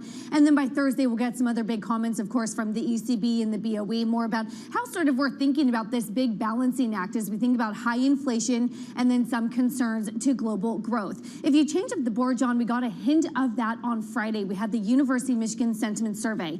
Take a look at this. Sentiment for the consumer falling to the lowest since 2011. Why? Because inflation is rising, inflation expectations to the highest in about 40 years. So you're really starting to see this balancing act between the Federal Reserve and looking at sort of this high inflation on the horizon, but being careful about some of the economic ramifications from hiking too quickly. This is not a U.S. story either, John, because if we change up the board, you see inflation truly has been a global story. If you think about where we are on almost a 6% on the Eurozone, that 7.9 handle that we got in the U.S. here last week, and then UK looking at some of that CPI data coming in with a 5-6 handle as well. So this really has been a global sort of story about inflation and the balancing act for these central banks. Taylor, thank you. Looking forward to catching up around the open and bound. Taylor Riggs there. The open and bound about 15 minutes away. Futures positive, 0.5%. Here's the view at Citi. Here's the quote. We see hawkish risk at Wednesday's FOMC meeting. A 25 basis point hike is very likely. We think Chair Powell will leave the door open to the potential of a 50 basis point hike in May or beyond. Median dots will likely show 5 or very possibly 6 25 basis point hikes in 22. Seema Shah, Stuart Kaiser, Richard Bernstein still with us. Richard, isn't that consensus now, and not amongst economists? I understand against some economists, relative to them, that might sound hawkish, but relative to market pricing, isn't that where the market is now? Well, Stuart, sorry, Jonathan, I think, yes, this is in the market to some extent, but I don't think investors understand the Fed has never been this far behind inflation. If you look at the relationship between inflation and the Fed funds rate, it has never been this wide. So the Fed, not only, to use the previous term, not only dug a hole for itself, it's dug a monstrous hole for itself. And you know, in light of, do they want to kill demand? Do they want to become Volcker-esque? If absent of that, if they're not going to be Paul Volcker type Fed, I think we should just continue to believe that the secular trend in inflation is upward. They're so far behind, they don't have the spine to crush the economy. So what's the outcome? Inflation. I know you want Stuart's view, so let's get it now. Richard, Stuart, your view, please. Our view is essentially, the consensus view. I think, our economists have 6 hikes throughout the year. We think they're going to be pretty much on on cruise control at a quarter point per meeting, and we see them as actually pretty devoted to that. I think the inflation print last week actually highlighted some pretty key risks, obviously from the energy side. But the second was also that core services had their second month in a row of really large increases. And that's, some people are viewing that as early signs that wages are starting to kind of, flow into prices. And I think to the extent the Fed sees that, and, to Taylor's point, you see, UMISH expectations kind of moving sharply higher. They're whether they're behind the curve, I mean, that's hard to know, but there's definitely a lot of pressure on them to get inflation under control, and we think that they're going to, continue to hike throughout this year. Jonathan Gulliver, Credit Suisse, published about an hour ago. He said recession concerns legitimate but overstated. And then this line jumped out in the conclusion around the Federal Reserve. He said this: even if the Fed were to raise 7 times in 22, policy would still be too accommodative. Seema, do you think we can tolerate 7 hikes this year? And when you hear that line from Jonathan Gulliver and the team over at Credit Suisse, even with 7 hikes in 22, policy would still be too accommodative. What do you think? Yeah, I actually completely agree with Jonathan. I think that the risk of recession, of course, it's gone up, but it's certainly not the baseline scenario, and I think we have to keep going on that assumption.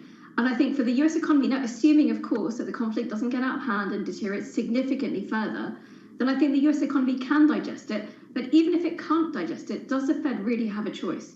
They, as everyone else has said, they're so horribly behind the inflation curve. They have to get ahead of it. And unfortunately, that does mean to me that they may end up putting the US economy at risk if they were to continue at that pace through 2023. So 2 sectors people like right now, energy and healthcare, for obvious reasons. Picked out one of yours, Richard. You seem to like consumer staples too, is that right? So, Jonathan, consumer staples are our investment in case the Fed actually does get a spine and does decide to put the economy into recession. The consumer staples are the ultimate spare tire to put in a portfolio because no matter what goes on, we all still eat, right? We may switch from steak to bologna, but we will all still eat. And so they're the ultimate defensive play. But I think one should think of that as a spare tire right now. Remember, the leading indicators are still quite strong.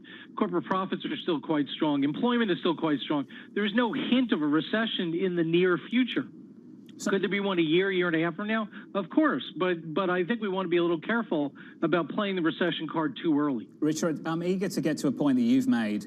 You suggested we overestimate the role of fiscal and monetary policy in the low inflation regime of the last few decades, and you've made this point about globalization and how the events of the last few months accelerate deglobalization. And even if we did have a Chairman Powell that sounded a little bit more like Volcker, that it could be a difficult job. Can you go through that piece by piece for us all, Richard, and what you think the investor implications, the consequences, ramifications of that will be?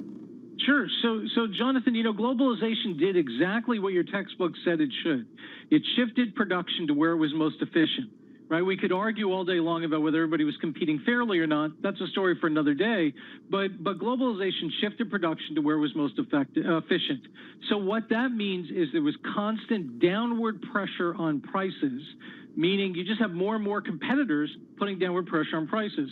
So with the United States having the massive and ever-growing trade deficit that we have, the United States has become a price taker, not a price setter. And so as globalization expanded, what you saw was import prices were rising more slowly than the headline CPI. Everybody said we were importing deflation. That was the story. Well, that's not true anymore. As globalization contracts, we don't make anything here anymore. So as a price taker, we are the victims of scarcity. And so I think the whole backdrop is changing. And think about, just it's kind of cute, I understand. But if I put a picture of my dog on Insta, that's considered technology, but building a fighter plane is not. It shows you how people got so out of whack with respect to the trends and the momentum phase of the market. Well, I shouldn't laugh because I know what you think about tech stocks. So can you talk to me about what you think that means for leadership in the equity market, if that's going to be the dominant theme that stays with us beyond this year and beyond next year too? We've argued, Jonathan, position our portfolios for a secular change in leadership. We think that the sort of long duration, long time horizon play is over, and that interest rates will be secularly rising, and that accordingly you have to shorten the duration of your fixed income portfolio. But the one that people aren't thinking about is you have to shorten the duration of your equity portfolio as well. Stuart Kaiser, your thoughts? I generally agree with that. I would say, though, on the tech side, I think you do need to split that trade into two parts. You have a lot of large cap tech stocks that are generating a massive amount of free cash flow, buying back shares and returning dividends to shareholders. So I do think there's an argument to be made that large cap tech and profitless tech are sort of separate animals that kind of need to be dealt with in different ways. Seema, final word. Completely agree with Stuart. There's a very big difference within the market. But if we're talking about the next 5 to 10 years, I would still be preferring technology over other things. That's where you've got the productivity. That's what you've got all of the efficiencies coming through. So from our perspective, it may be challenging right now, but on a long secular basis, we think big tech can outperform. Seema Shah, Stuart Kaiser, Richard Bernstein, sticking with us going into the opening bout. Coming up, the morning calls, and later, Citi pulling back from Putin and perhaps wholesale. The US bank with the largest presence in Russia expanding its exit. That conversation still ahead with that equity up by 1.27%. That stock at 54.85 in the pre-market. Looking ahead to the opening bout, 7 minutes away. Bond yields higher by 7 basis points on 2s through 180 at 182 on 10s, approaching 2.1%, up 10 basis points, just 2 days away from a Fed decision and Chairman Powell news conference from New York. This is Bloomberg.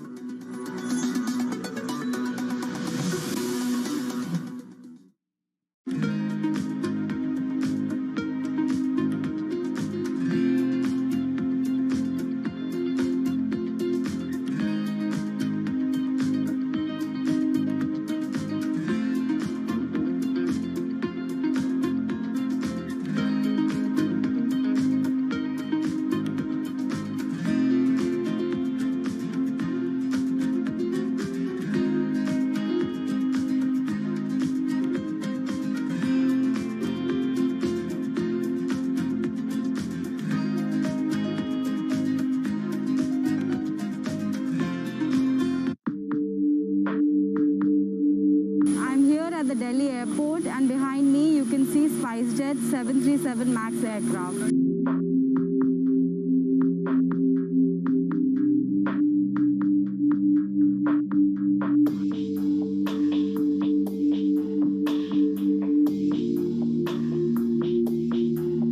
SpiceJet Chairman today said that Boeing is going to compensate SpiceJet in form of cash and aircraft.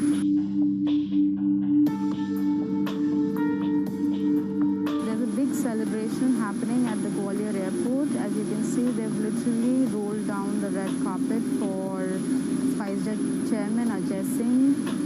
There are balloons, there are flowers. This is a big deal for SpiceJet because it is the only Indian operator of Boeing 737 MAX planes currently. I think what we've seen during this period of time is that communicating via video is not a fad, that we are using it in all aspects of our lives, for work, for learning, for communicating, for staying in touch.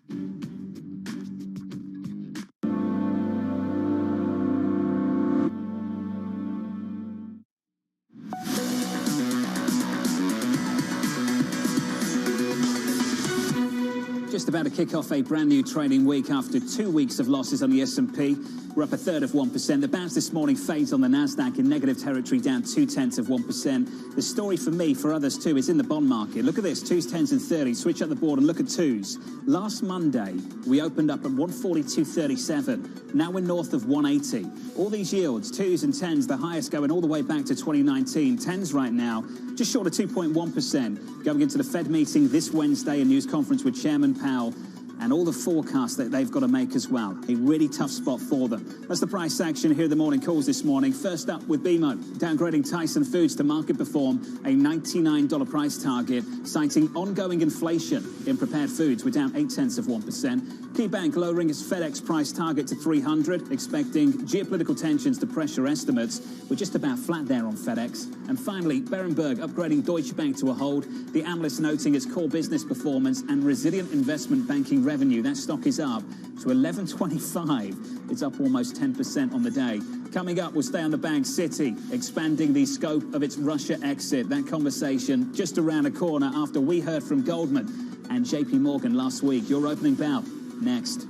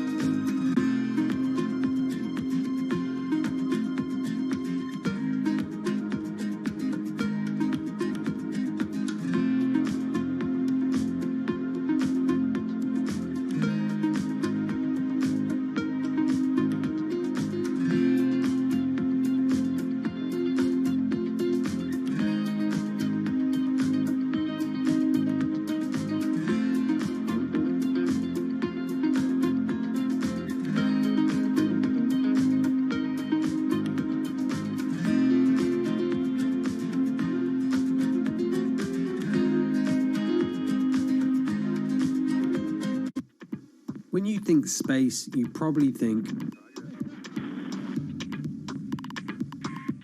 one space agency that travels under the radar is ESA, which is surprising considering what the European Space Agency has achieved and how vital it is to the global space industry. We've collaborated with pretty much everybody who is involved in space exploration. ESA wants to be a leading force in furthering humanity's mission into space. Commander Ground, do you copy? Copy. If we want to have successful human missions to Mars, we are going to have to learn to live and work off-world in a different way. And the place where we are going to learn to do that is on the moon.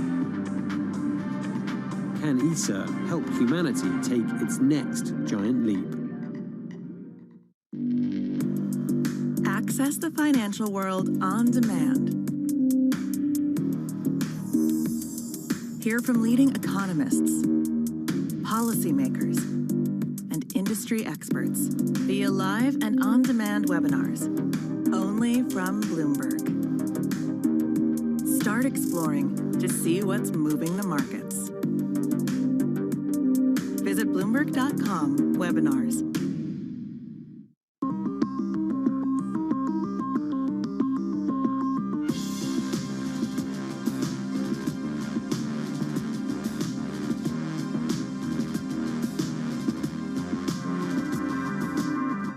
is a market that over the past few weeks has made it clear it wants to go higher. It got a little spooked by the idea that geopolitical tensions are rising.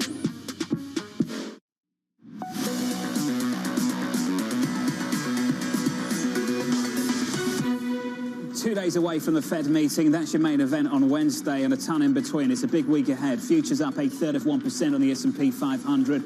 On a Russell, up about 0.4%. On the Nasdaq, negative about 1/4%. From New York City this Monday morning, there's your opening bell. Switch up the board and get to the bond market. Last Monday, on a 2-year yield, 142. On a 10-year yield at the open, 168.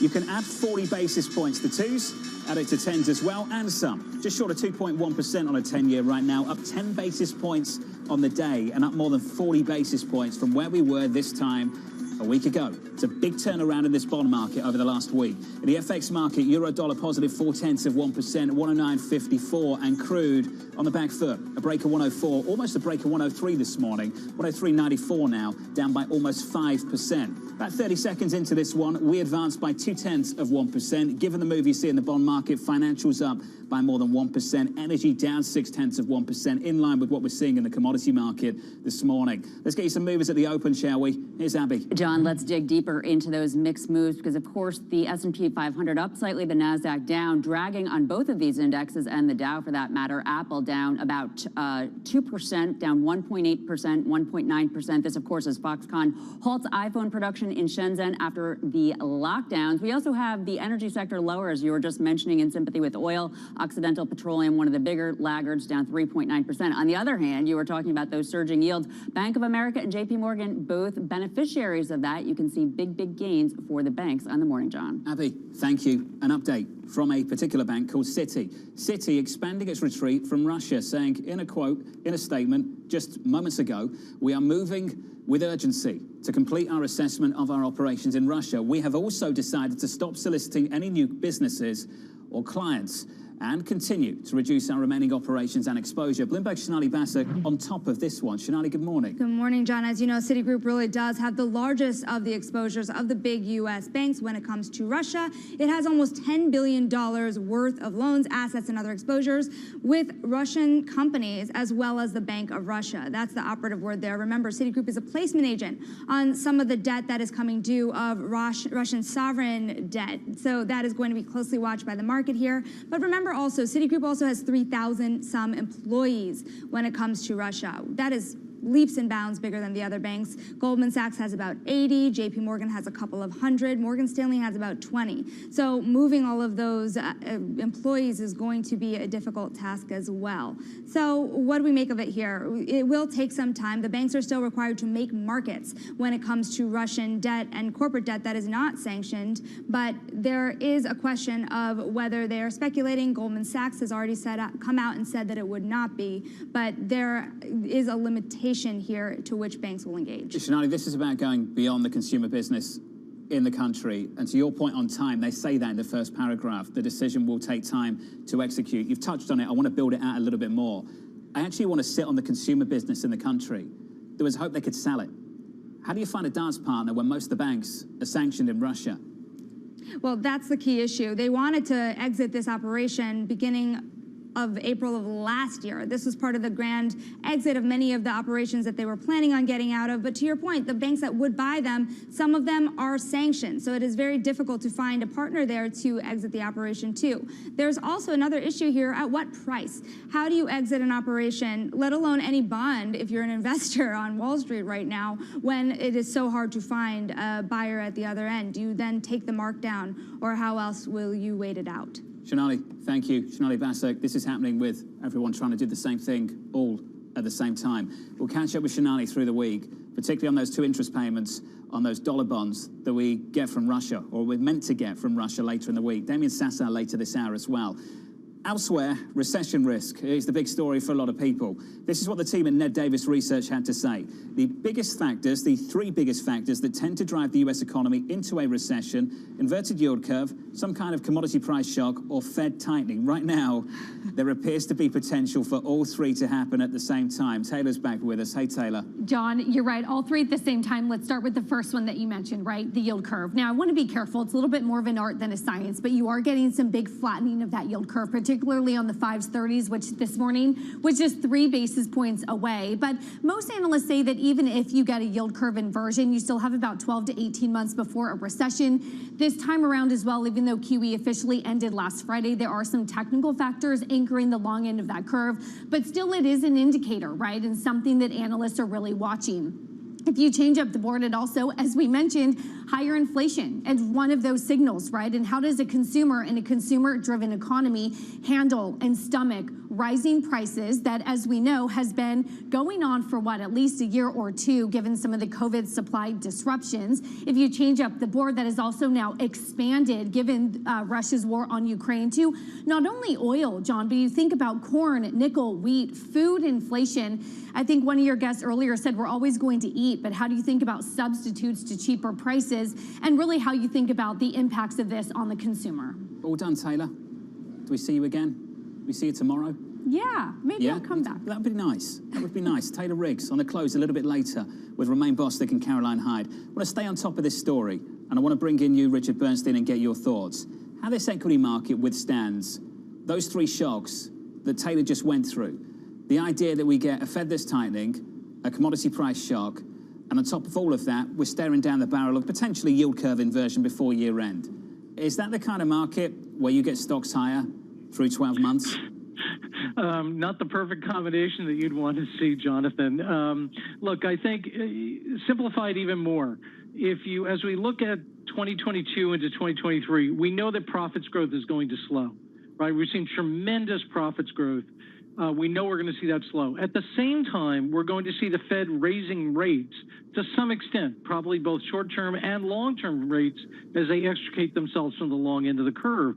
So the combination of slowing earnings growth and rising interest rates is probably not a good combination. I think if you had to choose what combination you'd want of up and down rates and accelerating or decelerating earnings, you wouldn't choose this combination.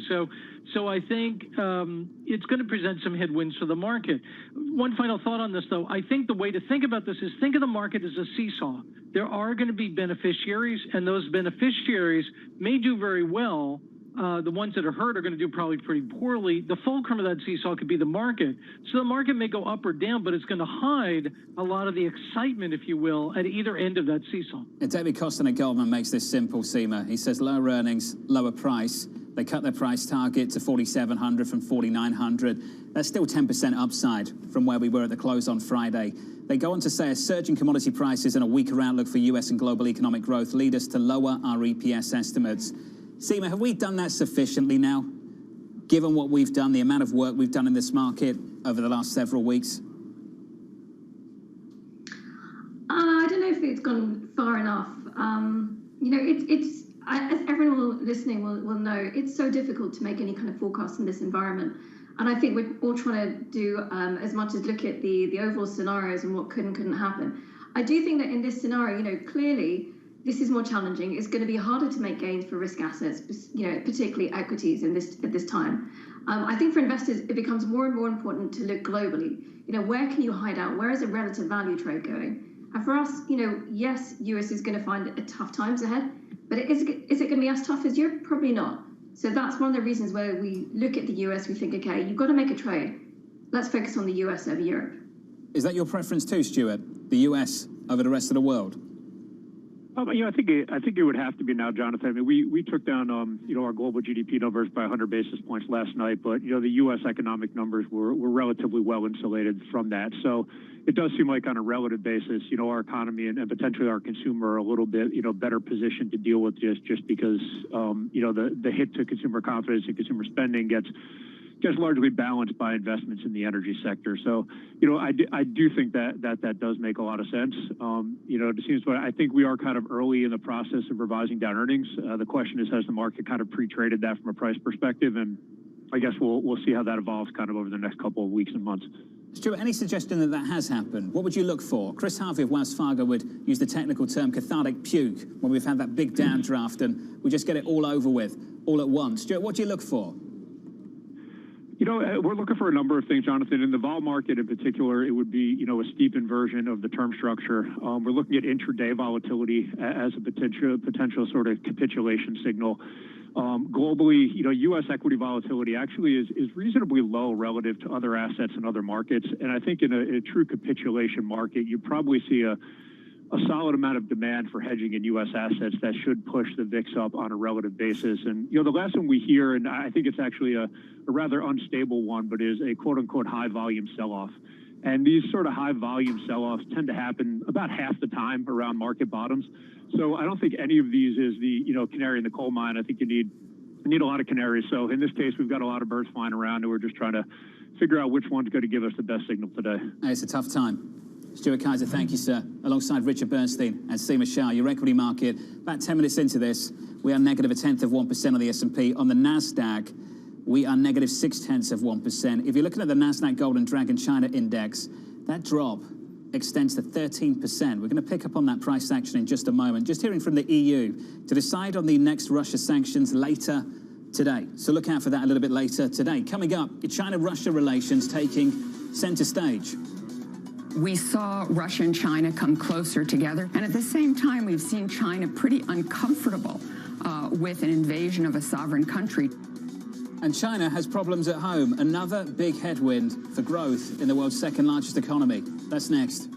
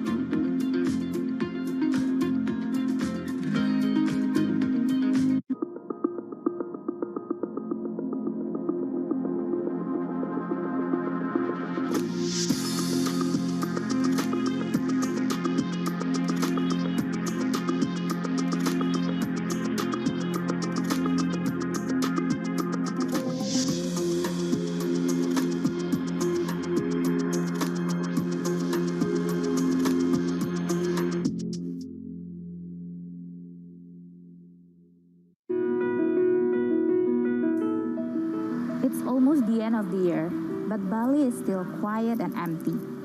I am here in Kuta Legian, one of the main walking streets here that is used to be a tourist spot for beach, dining, shopping, but many shops here are still closed. Most of the outlets are either for rent or for sale as they have run out of business.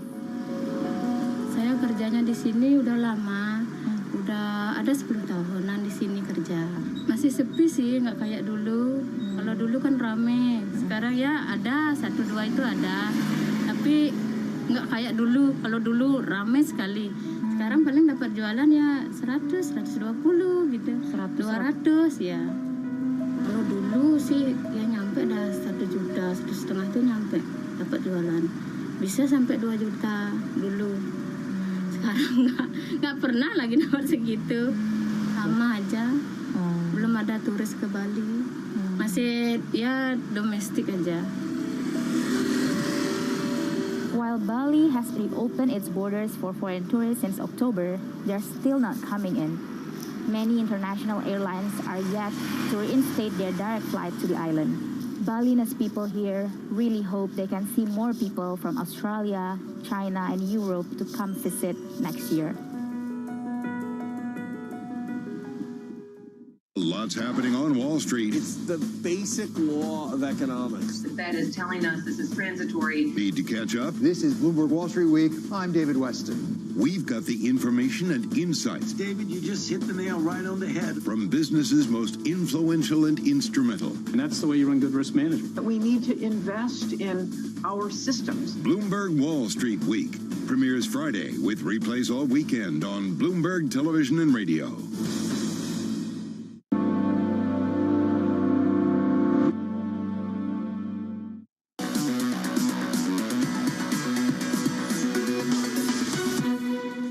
We saw Russia and China come closer together, and at the same time, we've seen China pretty uncomfortable with an invasion of a sovereign country, I think the PRC is watching very closely, has to make some tough decisions. It's looking awkward for China, that's for sure. Just getting a headline on Ukraine's president to address Congress virtually on March 16th, and that's 2 days from now.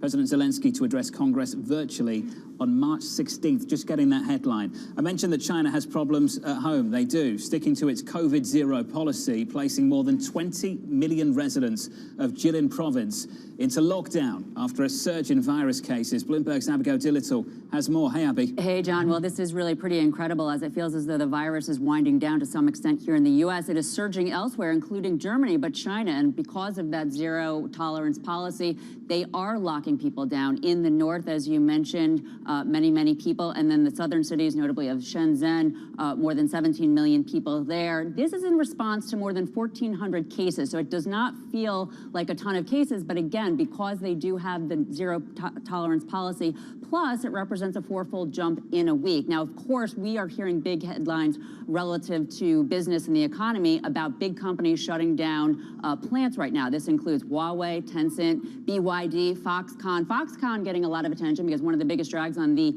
averages here in the U.S. right now. Apple down because Foxconn has halted production on that iPhone. And this brings into question, you were just mentioning so many headwinds here for investors. For some of the big tech names, they are at multi-trillion-dollar valuations. Apple, Microsoft, Alphabet, and Amazon. You, of course, have the Hong Kong tech sector under question and under pressure, as you were mentioning, that NASDAQ Golden Dragon Index down for a third day in a row, the most since going back to 2001. And here we have yet another pressure for these big tech stocks, John. The Chinese stocks absolutely hammered. Abby, thank you. Apple, as Abby points out, down by 1.4%. Wanted to make some time this morning for an important conversation with Damien Sassower of Bloomberg Intelligence. Damien, on China, and then we can move across to Russia.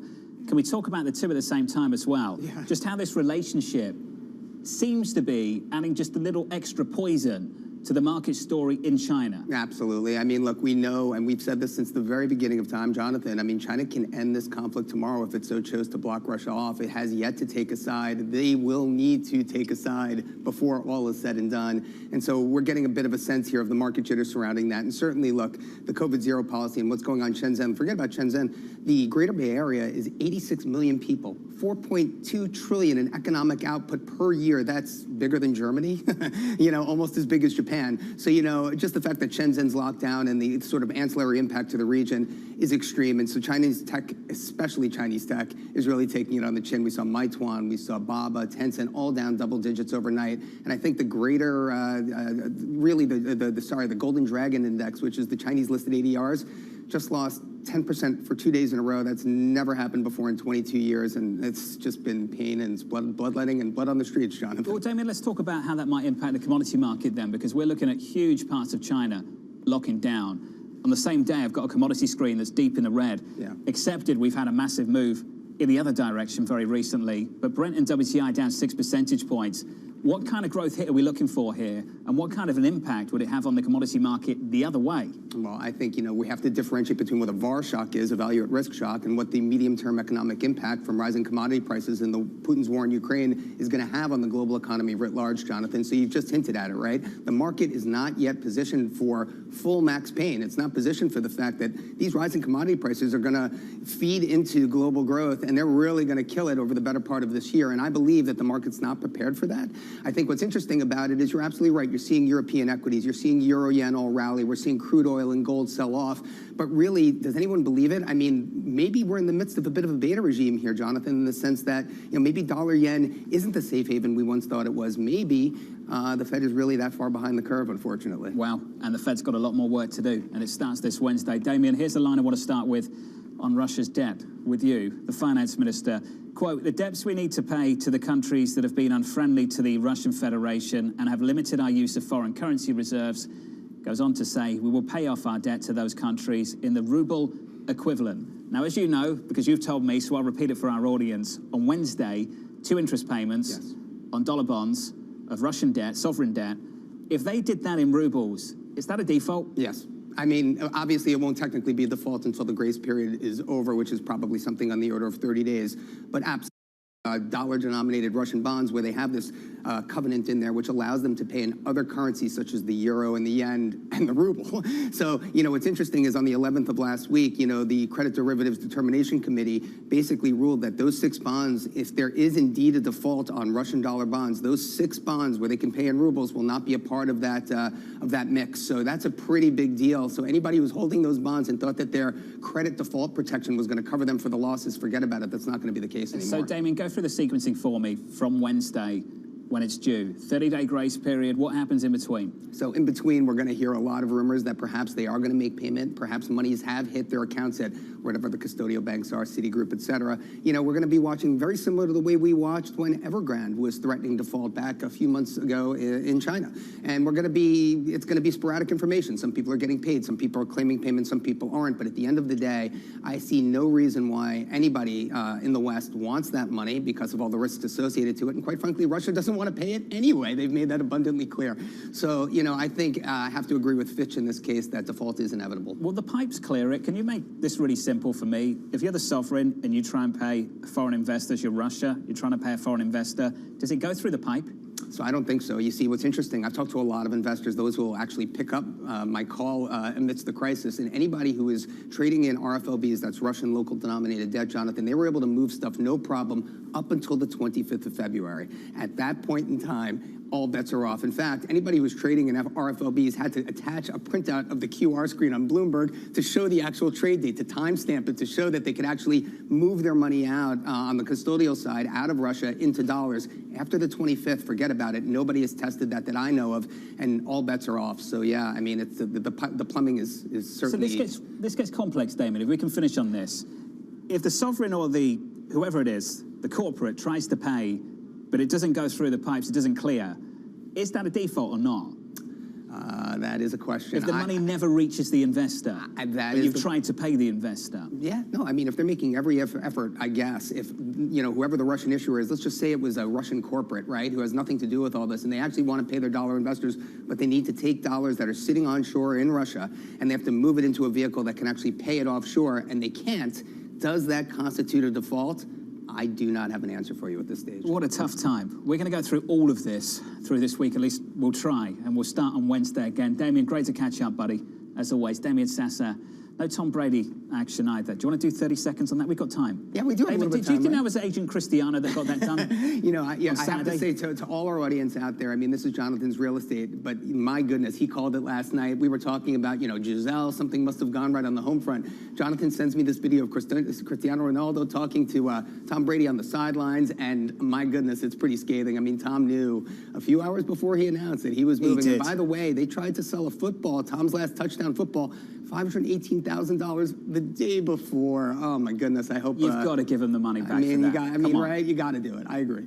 Damien Sasser, thank you. Let's get a sector price action. Here's Abby. Hey, John. Well, we do have the S&P 500 up about 0.3%, making it interesting. Most S&P 500 sectors are higher, but as you can imagine, not by much. The top sector, though, financials up 1.8%. On the other hand, you have tech down slightly, so that's the biggest weighting to the index, and you have energy down 3.6% in sympathy with oil down about 6%. Now, on the year, though, it's the reverse. Energy is the only sector higher, one sector lower, despite the fact that we have yields absolutely surging. The bank index down about 5%. But again, today, financials, the top sector, up 1.7% as yields surge ahead of that Fed meeting, the decision on Wednesday, John. Abby, thank you. Looking forward to that Fed meeting in a couple of days' time. On Wednesday, the same day, March 16th, 9 a.m. Eastern Time. That's when we will get that virtual address to the U.S. Congress delivered by President Zelensky of Ukraine. Wednesday, 9 a.m. Eastern Time. Your trading diary. Up next.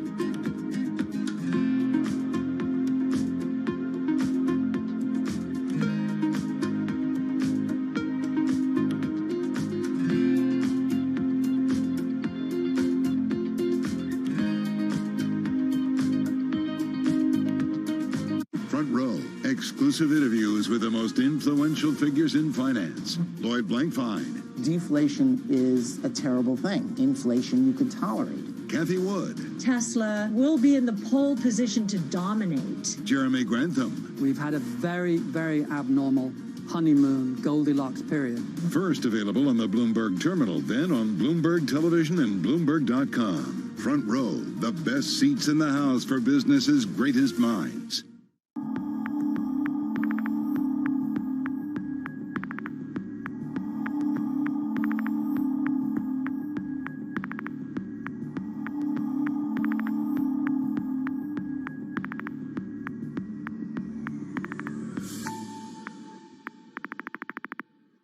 Crypto, you have a world of young people that want their own financial system and their own culture. And it is very powerful, and I'm a big believer in it.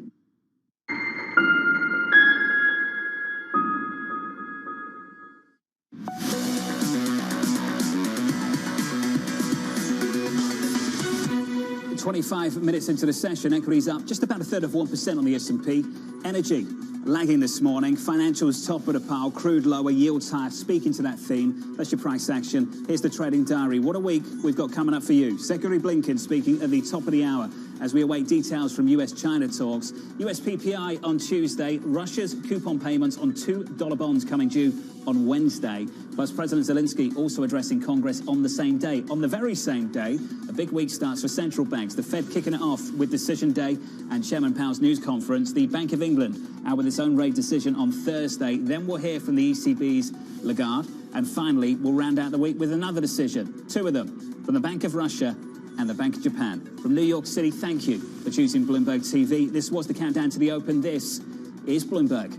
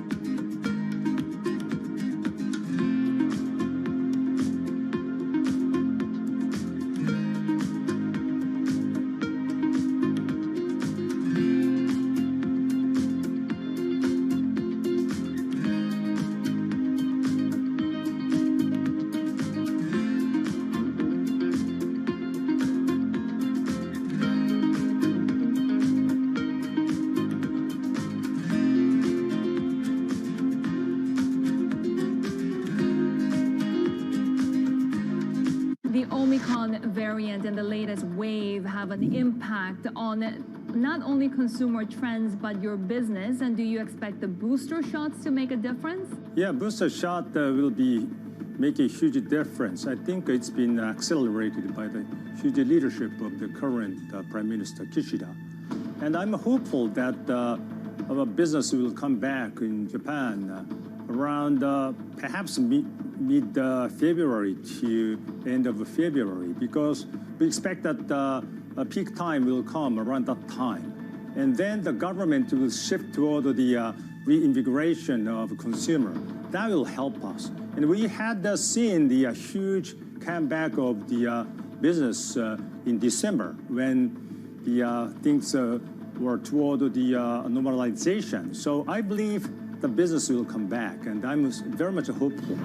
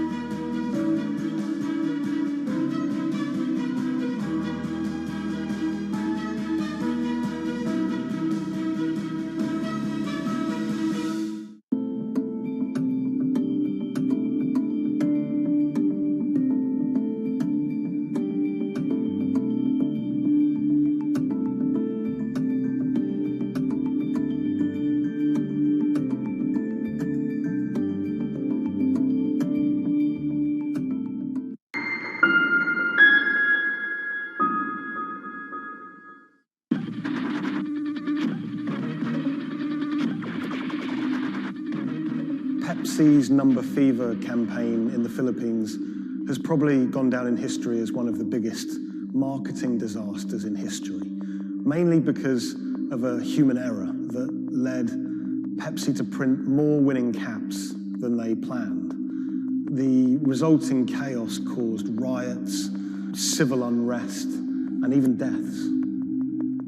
Reporting this story took over a year, and it resulted in me flying to Manila in the Philippines to meet unlucky winners and to find out exactly what happened back then in the 1990s.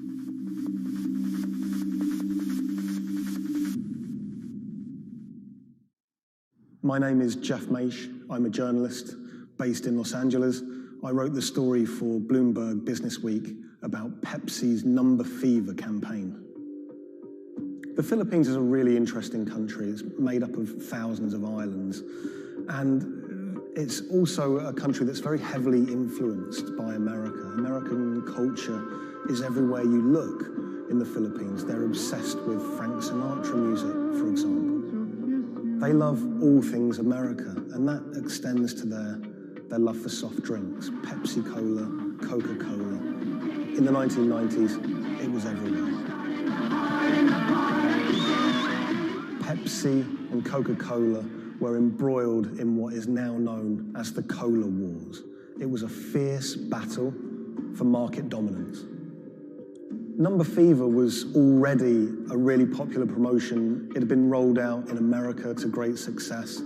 And so Pepsi decided to roll it out internationally, particularly in Asia. They thought it was the answer to their problems. They thought it could finally help them beat their biggest competitor.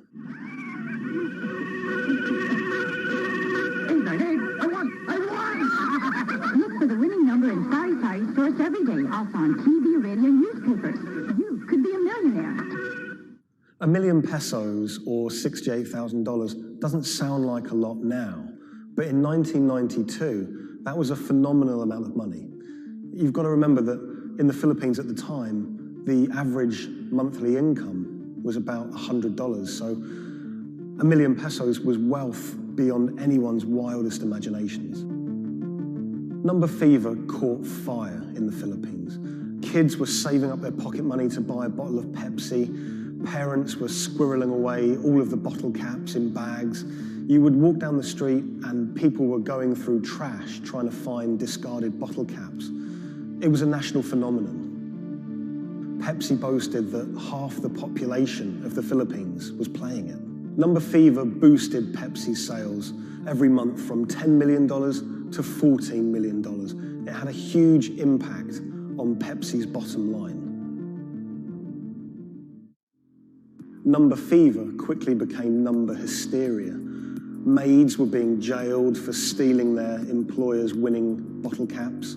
There was even some murders over winning bottle caps. People were fighting in the streets over these caps. There were signs that there were going to be problems with Number Fever very early. Pepsi had rolled out the competition in Chile, and a garbled fax had caused some kind of problem with the winning number. They'd announced the wrong one in Chile, causing riots. There were signs that there could be big problems ahead if they didn't keep their eye on the ball. So in 1992, Pepsi decided to extend the campaign in the Philippines, and they announced that the competition would go on for a few more weeks. One night, on the television news, they announced the latest winning number, 349. The problem was, 349 had already been allocated as a non-winning number in earlier campaigns. So there were literally hundreds of thousands of bottle caps with 349 just floating around the Philippines.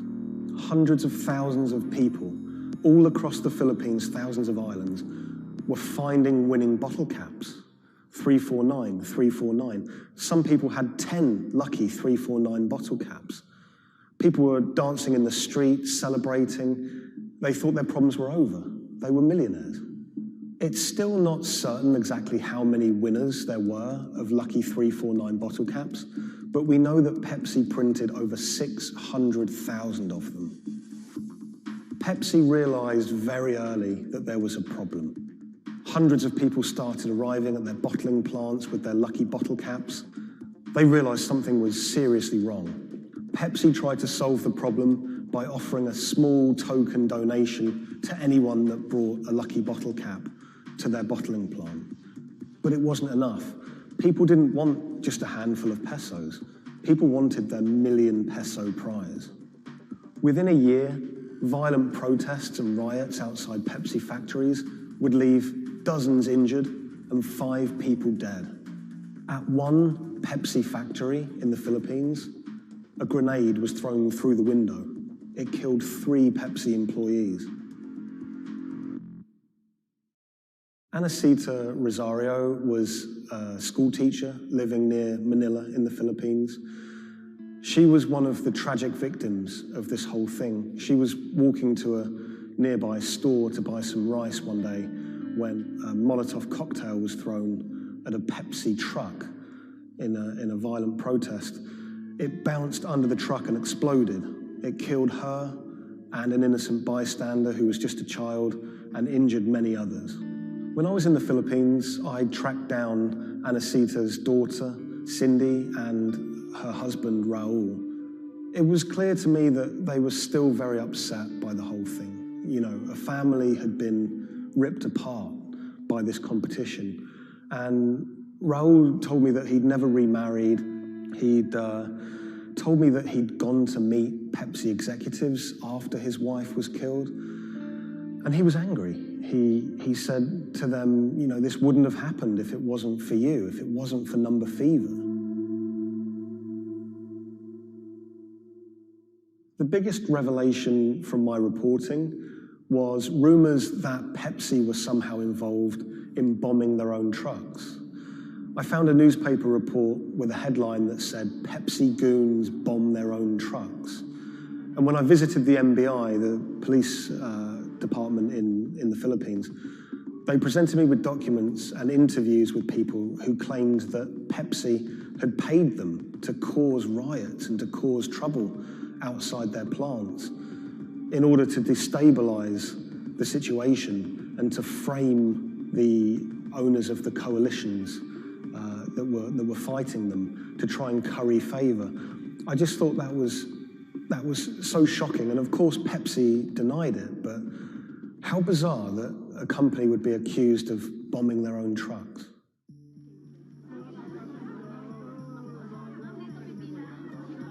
The contest had sparked so much anger in the Philippines because it landed at just this really weird time in the Philippines' history. It was during a crazy election that was racked with allegations of fraud. The Philippines was in a kind of love-hate relationship with America. They loved, obviously, the American aid and finances that was pouring into the country, but at the same time, they yearned for independence. They wanted to be their own country. Vicente Del Fierro was a local preacher living in Manila, and he hated the Number Fever campaign. Del Fierro thought Pepsi's Number Fever campaign was just one of the many ways that America was asserting its dominance over a third world country. He hated seeing his fellow countrymen get ripped off, in his eyes, by this huge multinational American company. He wanted justice. Del Fierro rounded up over 800 winners of 349 bottle caps, and he got them all together to sue Pepsi for over $400 million to be divided between those holders of lucky bottle caps. Del Fierro took money from some of the people who could afford it. They paid him 500 pesos to help with legal fees, but for people who couldn't afford the money, he would just represent them pro bono. The alliance is to build up pressure on Pepsi. And so you see people marching in the streets. So we have mounted our own campaign, even in the U.S. He flew to America and he hired 2 consumer lawyers here in America to take on Pepsi. He had a meeting at Pepsi's headquarters to try and resolve the problem, but he said he wanted to take it all the way to the highest courts in America. When those cases were heard, In America, those courts decided that this was a problem that should be heard in the Philippines, not in America. Back in the Philippines, Del Fierro continued his case in the Filipino courts. At one stage, there were arrest warrants handed out for 9 Pepsi Cola executives, which he saw as a big victory. We don't know if those arrest warrants were ever upheld, but it made newspaper headlines across the country. Pepsi did not take kindly to Del Fierro's campaign. They tried everything to shut him down. They sued him for libel. My father had to attend 3 times a month for a branch 145 and another hearing for the branch 113 also 3 times a month. Also, there was a time my father was hospital due to heart failure. Still, he had to attend the 2 branch hearing. Otherwise, for not attending, the judge will issue a warrant of arrest to my father. My father passed away January 13, 2010. After staying for almost 1 year in the hospital, he died of complication due to heart failure. After the death of my father, I was inspired to do the website. PepsiCo will be remembered for what they did to the consumer in the Philippines and to my father. When I reached out to Pepsi for comment for this story, they claimed that they didn't have access to anyone who was working at Pepsi that was around in those days. They also said that during COVID-19, they didn't have access to their documents about this, but you know, they were very careful to say that they were sorry for everything that happened, and we do know that Pepsi did try everything to try and make this right. The Pepsi number fever disaster cost the company millions. We know that they paid up to $10 million in those goodwill payments, but the financial effect could be much greater. After the disaster, we know that Pepsi sales dipped. They were overtaken by Coca-Cola again. Pepsi's number fever disaster changed the legacy of that soft drink in the Philippines forever. Some people of a certain age won't touch it. For many people, Pepsi is a taboo word. A lot of the people that I spoke to were still quite traumatized by their experience, by that experience of winning $1 million pesos, losing it, and then returning to their normal life in poverty in Manila.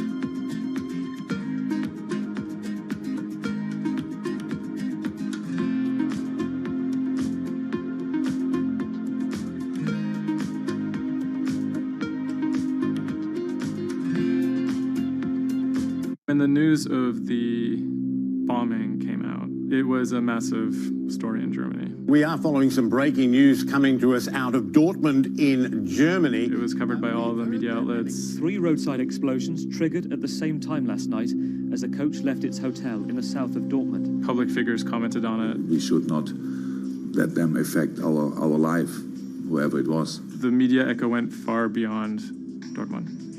I think it was front page news in every single big paper around Europe. Everyone thought of like a terrorist attack, and people were scared that throughout the city in Dortmund there was more attacks to be happening. Unbeknownst to investigators, just after the bomb went off and the players of the team were shell-shocked, the person who had masterminded the attack was actually sitting in the hotel eating steak and sweet potatoes.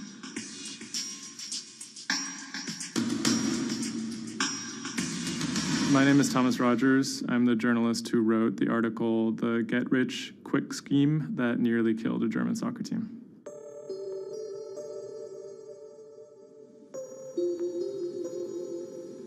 Dortmund is a mid-sized city in the western part of Germany in a state called North Rhine-Westphalia. and it's a former industrial city that's kind of fallen on hard times in the last few decades. It was severely bombed in the war, so the center of the city is quite stark. Some of the few high points include its soccer team. My name is Ike Henning. I'm a reporter with Bloomberg News, and I'm a great fan of Borussia Dortmund. Dortmund fans are super loyal. On all match days, the entire city is in black and yellow. It's like a religion. I think more than most German cities, soccer does play a very large role in the identity of Dortmund. In October of 2000, the BVB became the first team in the Bundesliga to actually go public. Salaries for soccer players in the Bundesliga have gone up very dramatically. With such high prices, they thought that by going public, they would be able to compete better with big teams like Bayern Munich. Unfortunately, that didn't go too well. Dortmund bought too many expensive players, high wages, and the club almost went bust in 2005. The price of their shares, it has sometimes gone up, but mostly gone down since they made that decision. So on April 11th, 2017, the team was staying in a hotel on the outskirts of Dortmund. Match days are always special in Dortmund. Everyone is looking forward to it. The team always meets in the same hotel ahead of matches. They stayed in this hotel in order to have a kind of neutral space before games so that they could concentrate, be sort of isolated from distractions, things like that. Everyone was pretty optimistic. They had a chance to go really far, maybe into the finals. I was in the office and getting ready for match day. I was going to meet with a friend, a fellow Dortmund supporter, in a pub. As always, the fans are very excited about matches. On that day, they were heading to play in the quarterfinal against AS Monaco at Signal Iduna Stadium, which is in the center of Dortmund. Shortly before 7 p.m., the players of the team boarded their official team bus.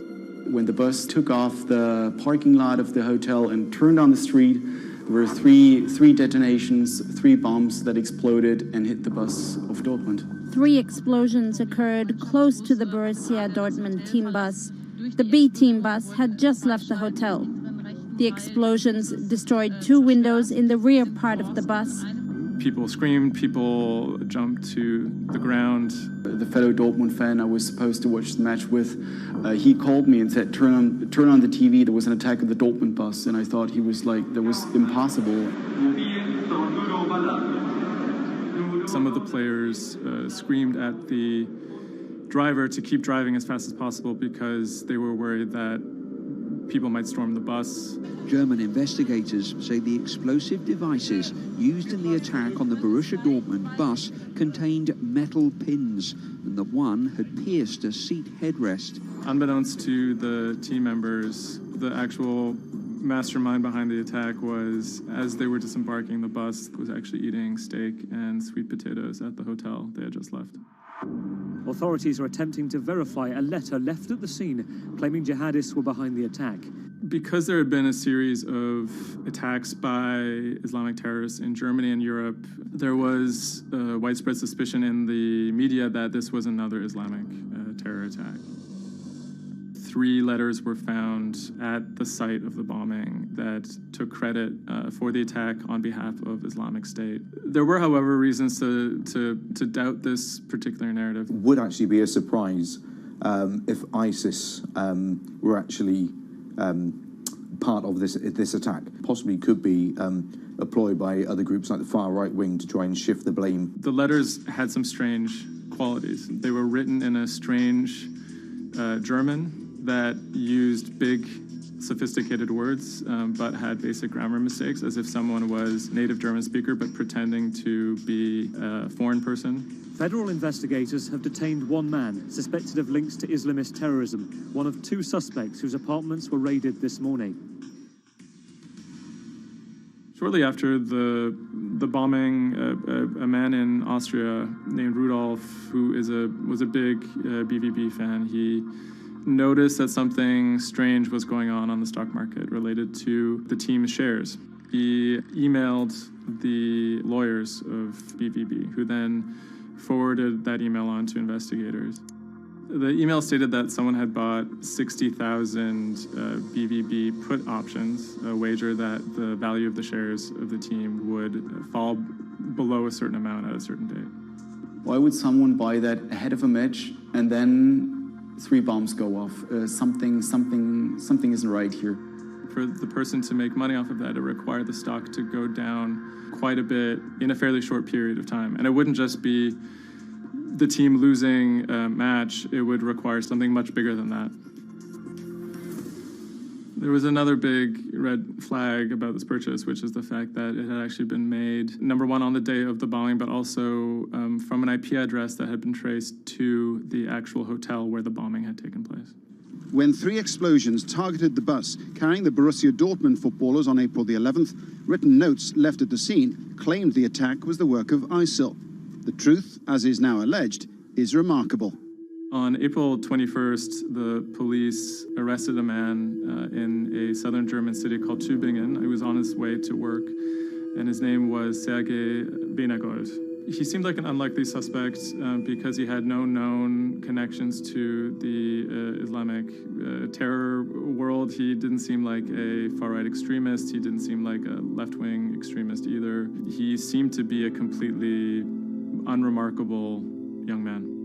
A 28-year-old German-Russian man, named only as Sergei W., stayed in the same hotel as the players on the night before the bombing.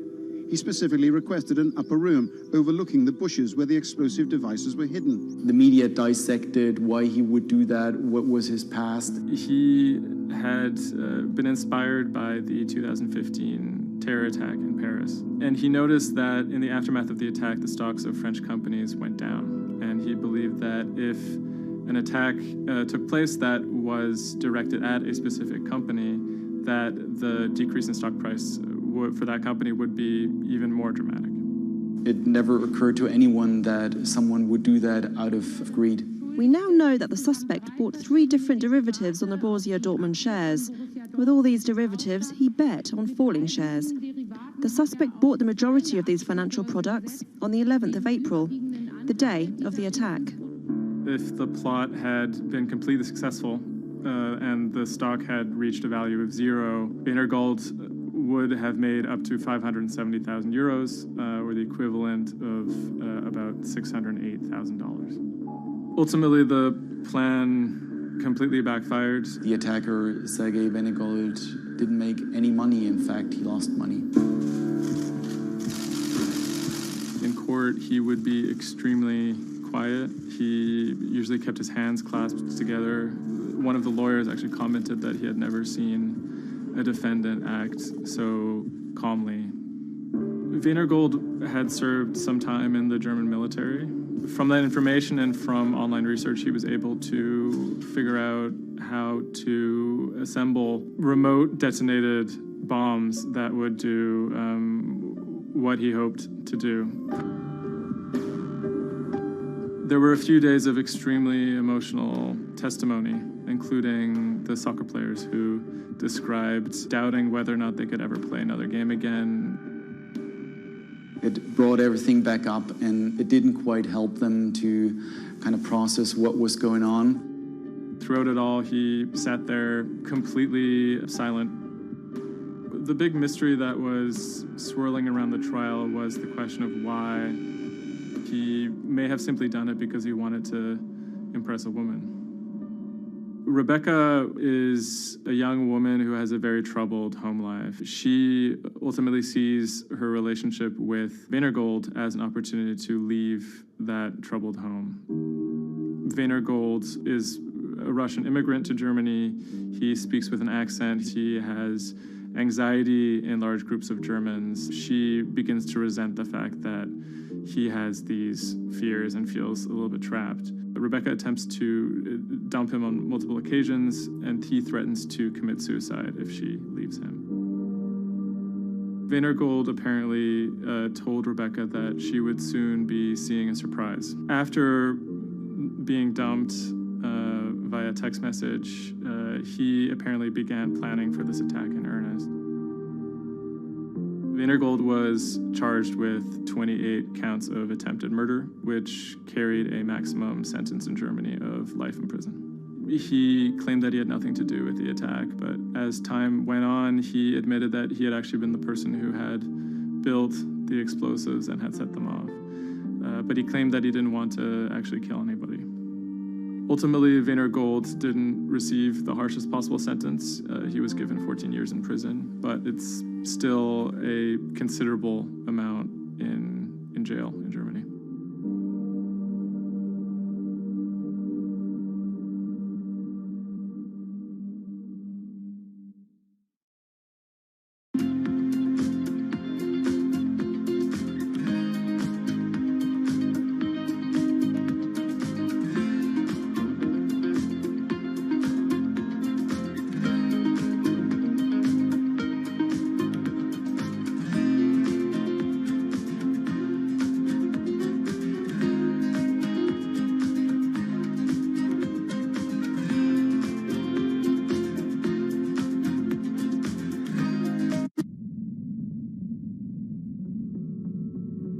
The threat of an asteroid hitting Earth is very real.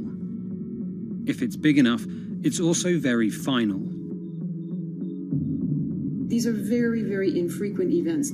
The probability is not zero, though. A blinding flash of light streaking across the sky. About 100 tons of space rock falls on Earth every day. Most of it is so small it burns up in our atmosphere or lands unnoticed away from major populations. No human in the past 1,000 years is known to have been killed by a meteorite, and according to NASA, no large object is likely to strike the Earth any time in the next several hundred years. However, one thing is certain: we haven't found them all. There are thousands out there, and we don't know where they are.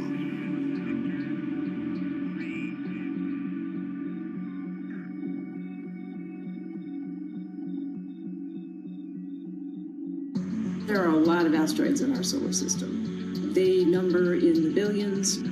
Scientists all over the world are working toward detecting and deflecting the most catastrophic of natural disasters. The race is on to find as many of these objects as we can. We have a way of calculating whether or not an asteroid is potentially dangerous or not. I mean, I think it's something worth investing in.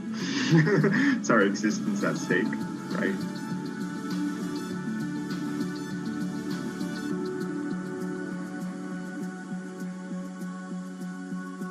Amy, let's get this one out of the way. It's probably the question you get asked the most, but how scared should we be? Asteroids and comets are a natural hazard that's out there like a lot of other natural hazards. These are very, very infrequent events, these collision events, where an object actually impacts the Earth. The most important thing that we need to know about asteroids is when the next impact is going to happen and how bad it will be. What we know is that an object that's about, say, a kilometer across is capable of causing very, very wide devastation across the planet, really, truly global devastation. The object that wiped out the dinosaurs was somewhere in the neighborhood of 5 to 10 kilometers across, so even bigger than that. At a kilometer, it's still going to be very bad and it will have global effects. For objects that are capable of causing what I would call sort of regional damage, kind of a large major metropolitan area, a city and its surrounding environment, sort of around 100-ish meters. It depends on the details of the composition and so forth. By the 1980s, NASA was cataloguing near-Earth objects. In 1994, stargazers watched as comet Shoemaker-Levy 9 hit Jupiter. The resulting zone of chaos was estimated to be as large as the Earth, and the event became a turning point in the search for asteroids and comets in our solar system. In 1998, Congress tasked NASA with finding 90% of asteroids and comets 1 kilometer wide or larger.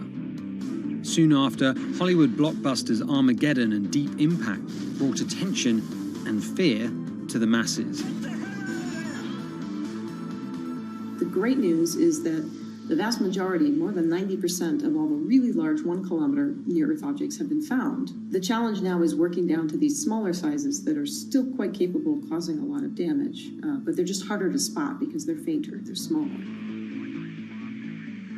Can you give us a sense of how many are out there in our solar system? We know that there are a lot of asteroids in our solar system. They number in the billions. Most of them, however, are between Mars and Jupiter in what we call the main asteroid belt.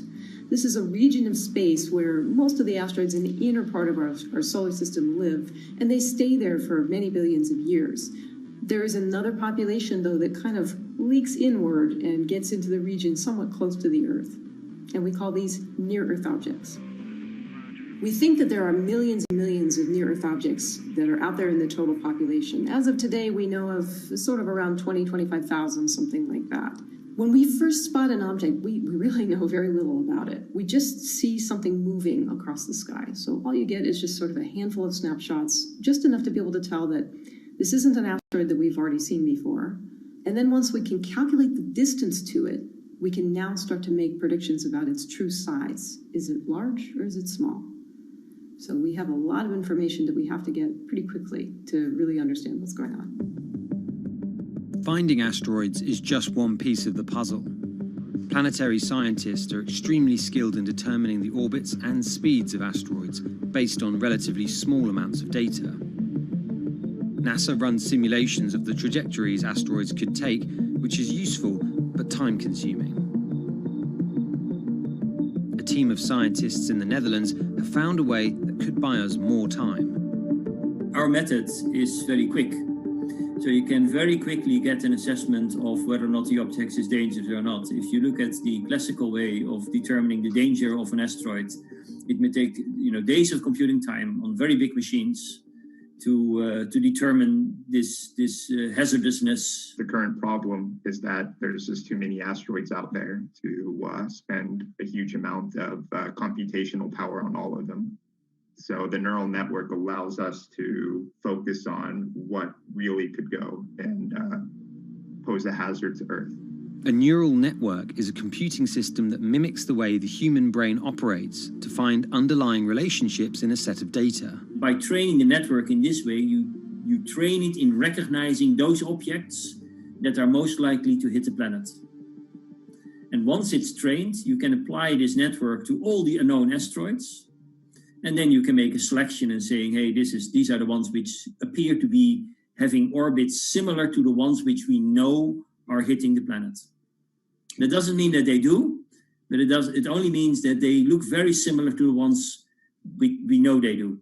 What else did you find? Should we be particularly concerned about anything? One thing that we did find is that our neural network was able to go and identify a handful of asteroids which weren't considered potentially hazardous, that when we went and integrated them forward in time, they came quite close to Earth. We find a handful which were not detected before or not considered being dangerous before, and we think they are potentially dangerous. It's very hard to simulate kind of going forward in time an asteroid that's going to hit Earth because, well, the Earth is really small. And space is really big, and then you have to have very exact parameters to shoot an asteroid that goes and hits exactly Earth. And then Simon had the ingenious idea of not even trying to do that and just launching the asteroids from Earth's surface and integrating backwards in time. It's very hard to make it hit. So you need a lot of calculations which all end up in nothing. And the idea was then well, let's not do that. This is basically what NASA is doing. NASA is taking an asteroid, making multiple copies of them, shooting them all forwards in time, calculating their orbits, and then see what fraction sort of gets close to Earth. Not even hitting Earth, but getting close to Earth. And that they call it a potential impactor. So you calculate the solar system forwards in time for, let's say, 1,000 years. And then you launch asteroids from the surface as if you go forwards in time, would fall on the surface. You calculate them backwards to today, and then you get your orbital parameters of today's asteroids, which you know will land on the planet. And those you can use as known impactors and compare with all the other asteroids in the solar system. Can simulations and AI, can those things fill in the gaps where perhaps telescopes and other imaging tools can't? Absolutely. Since the observations get more complex, the physics gets more complex. And if the physics get more complex, the mathematics becomes more complex. And at some point, you can't solve your problems analytically anymore. And then this is where the computer comes in. Now we have this trained neural network. We have a way of calculating in a fraction of a second whether or not an asteroid is potentially dangerous or not, and therefore deserves more attention or more time to spend on for really finding out if it is dangerous. When it comes to hunting asteroids, time is critical. What we can do about a potentially hazardous object depends a great deal on what we know about it and how much time we have before the encounter. We'd really like to find them when they're decades away. Because the more time you have, the more options you have, and the less energy it takes to move an object aside.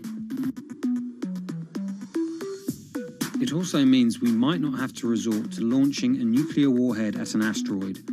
Until recently, pretty much our only choice. That's an option of last resort, in my opinion, yes.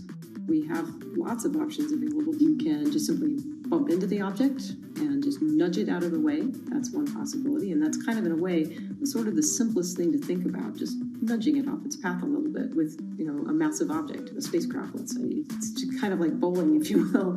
If you have a long time or a long stretch of runway in the lane, just a very small twist on the bowling ball will make a big change in where it ultimately ends up. Another option would be something where you take a very big, massive spacecraft and you park it next to the object and you use the force of gravity as a towing rig. That takes longer, though, and you need to be able to send a pretty massive spacecraft, and it obviously depends a lot on how big the asteroid is.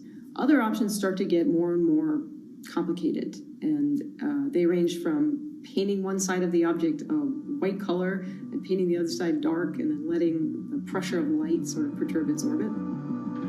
In a departure from the lab and computer simulations, NASA has real plans to rehearse kinetic impact deflection. In 2021, the agency will launch DART, the Double Asteroid Redirection Test mission, which will intercept a 160-meter asteroid in 2022. Better to practice now before we have to deal with an actual threat. In the meantime, discovering asteroids is our best bet. Thousands of scientists and amateur astronomers around the world make up an informal network that survey the heavens. But that may not be enough. NASA wants more resources to map our solar system and better technology. We need to ramp up our network of sensors, and also we need to just continue to strengthen our network of international observers so that we can get follow-up, because we find these objects when they're distributed all over the night sky. Once we get more observations, we get better data, we can make better predictions. If you look at the big impactors we have had in the last, let's say, 20 years, or maybe 30 years, or 50 years, most of them we haven't seen coming. So the real danger, I think, comes from the objects we don't know about, and not from the objects we do know about. This particular natural disaster, like a lot of natural disasters and like climate change, is a problem of the global commons. So the thing that we risk collectively is that it sort of then becomes nobody's problem, and nobody takes ownership over it. The asteroids are all over the sky. They just truly cross boundaries and borders with a second's notice. I kind of imagine in the future, maybe lots of small satellites around the Earth that are always going and looking outward. I mean, I think it's something worth investing in. It's our existence at stake, right?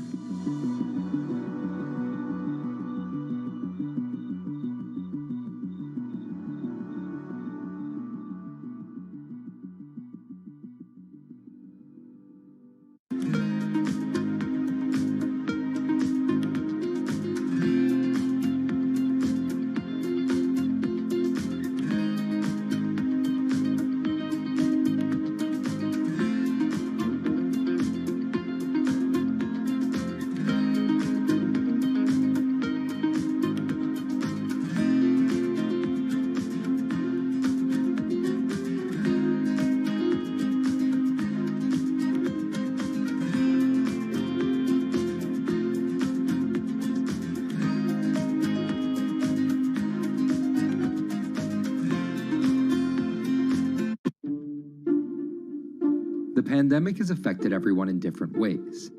Some pass the time by baking. Homemade sourdough bread. Do I need to say more? Some chose to binge watch Netflix. It's your game. Or maybe you started a garden oasis in your backyard. Next, I'm going to put my lettuces in. But for millions of others, I'm going to be posting stocks that will boom. They wanted to uproot the financial industry. Let's just lock it on up and take $15,000.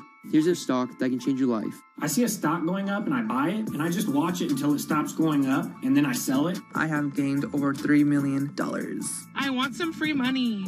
I don't think you can overstate the online communities or social media's influence on financial markets. A large group of inexperienced investors who discuss their plans on social media platform Reddit have shaken up the stock market in a big way. The stock that everybody's talking about right now is GameStop. Video game retailer GameStop is set to continue their head-spinning ascent today. The revolutionaries on Reddit are spanking Wall Street's ass. The more these stocks go up, the more the big guys are getting creamed and losing billions of dollars. This isn't a wealthy person's game anymore. Anyone can play it. I took up a little bit of a new hobby, and I am interested in day trading. As an investor nowadays, you don't have to look a specific way. You don't have to wear specific clothes. You don't have to be doing it from a trading floor on Wall Street in like a high-rise building in downtown Manhattan. The narrative of what's driving the markets is no longer being held in secret offices in New York and Boston of privileged people talking to other privileged people. It's right out in the open. It's on Twitter, it's on Reddit. From brokerage apps to Discord channels and subreddits to TikTok finfluencers,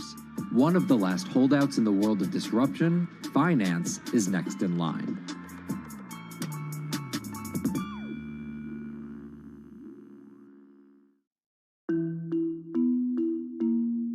Investing should be as ubiquitous as shopping online.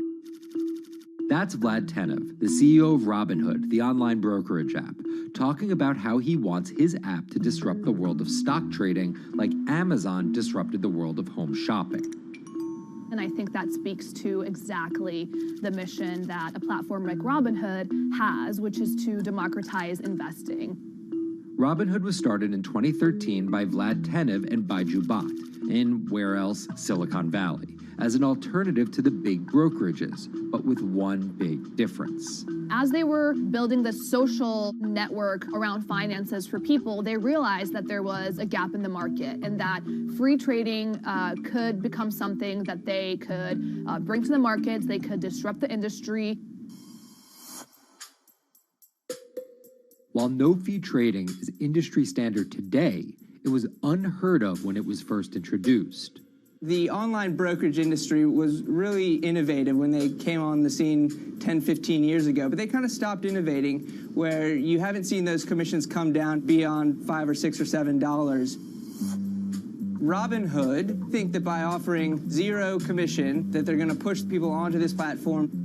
And on top of no-fee trading, the customers Robinhood was courting have been long overlooked in the world of finance. So the typical customer of a Charles Schwab, for example, is putting a lot more money in that brokerage account than the typical customer at Robinhood. Even today, with all of its popularity, the median account size is about $240. There's Fidelities in the Schwabs and the E-Trades of the world. They look down their nose at those kind of accounts. I don't want a $1,000 account. They're just a headache. I want a $100,000 account. And this is key here, right? Because the thing about Robinhood that's different than every other single brokerage platform is how easy it is to use. The design of the Robinhood app really has in mind a user who might be coming at this absolutely cold. The fonts are very well sized, the shapes, the colors, all of that is something that the founders of Robinhood paid really close attention to. And by creating an interface that catered to a newer investor, they were able to gather a pretty healthy group of customers. And by 2019, they had about 10 million customers. Those 10 million customers were a huge success story for Robinhood, but no one could have predicted its explosion after the arrival of COVID-19. Remain indoors to the greatest extent, and 100% of the non-essential workforce must stay home. What we saw when the pandemic hit was the growth of Robinhood users absolutely turbocharged. And oddly, you saw this surge in interest in stock trading. Then they saw the absolute surge in 2020 in customer growth. And now, by many accounts, they have more than 20 million customers, which is pretty extraordinary. So the next step for them is to figure out how to monetize those users and how, even with their small account sizes, to get them to grow with the company and, as it releases more products, come along with them.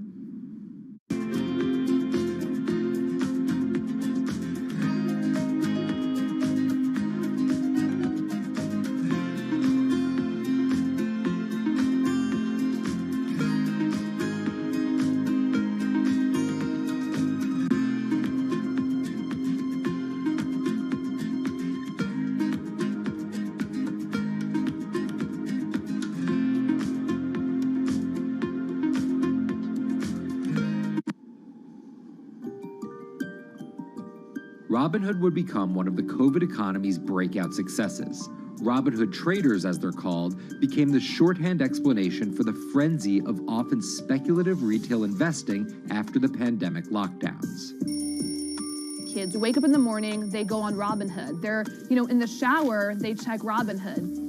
Kids are learning how the stock market works at 18 while they're at school, checking their phones in between classes because notifications pop up telling them what their stocks are doing that day.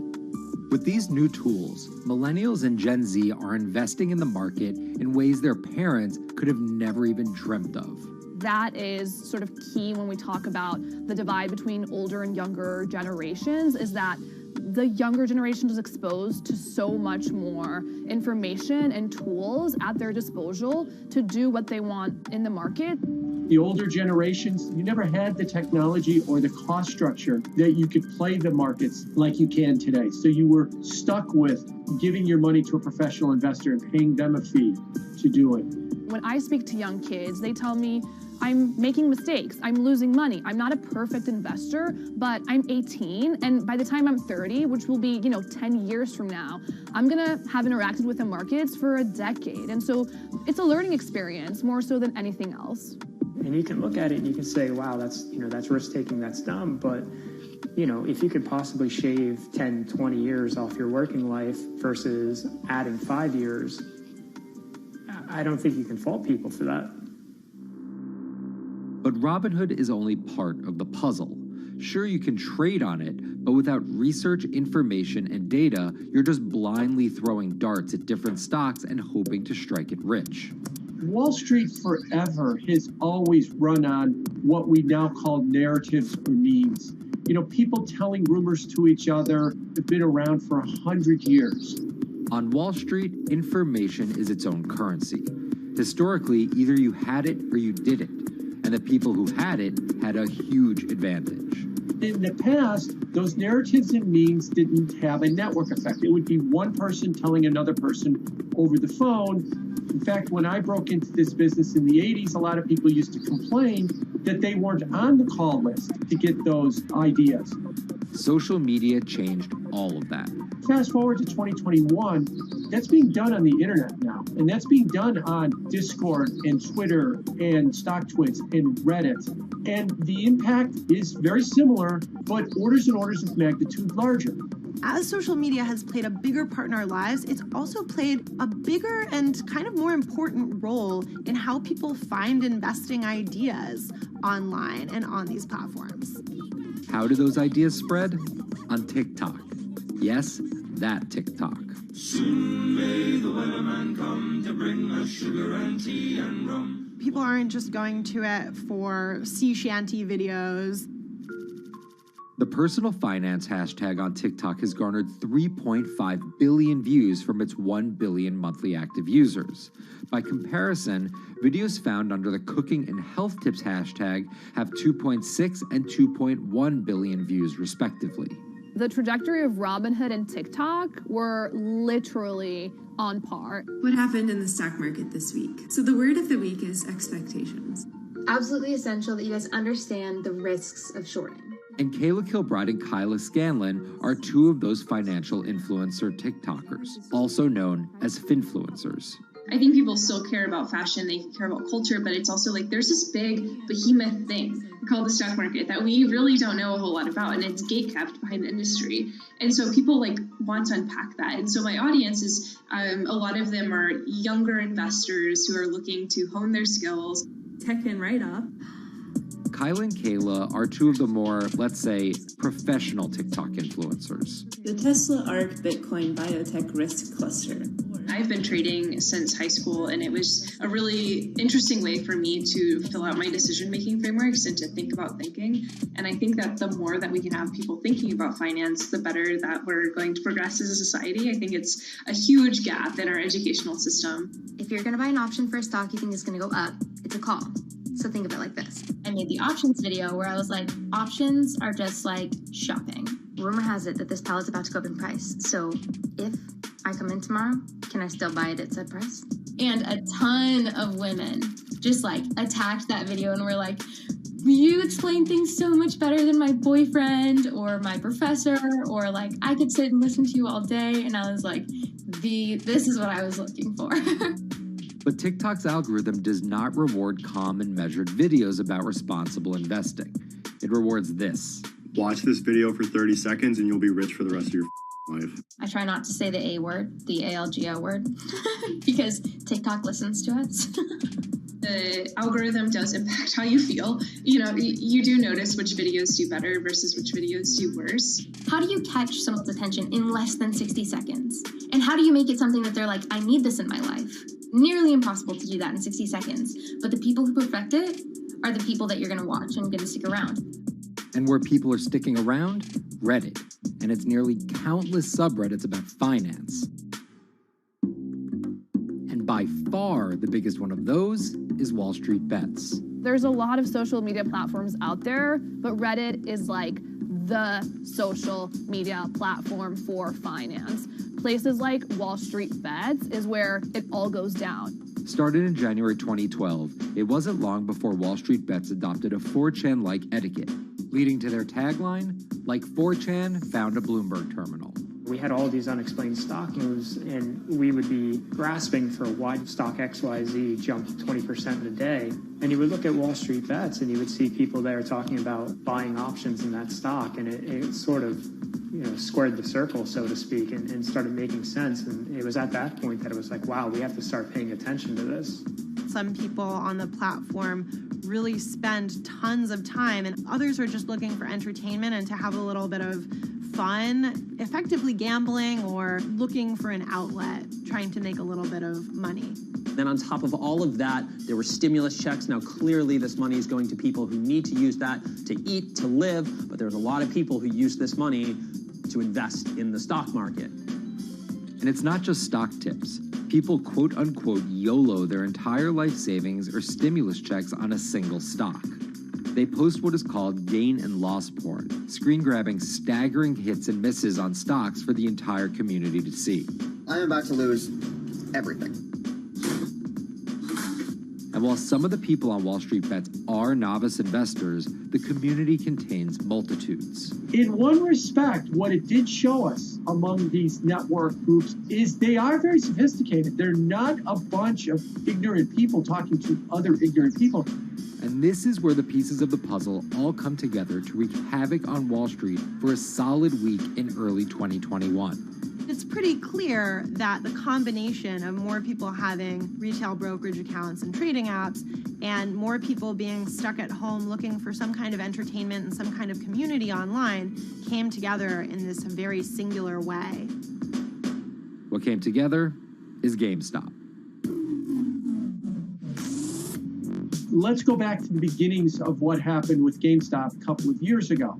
On the boards like Reddit and StockTwits, a lot of people were talking about GameStop as being attractive value. Some of them are even, Wall Street alums who left the industry and now still have access to tools that they can use to improve their financial well-being and make very good decisions. And I think Roaring Kitty is a perfect example of that. GameStop is one of the most compelling asymmetric opportunities in the market today.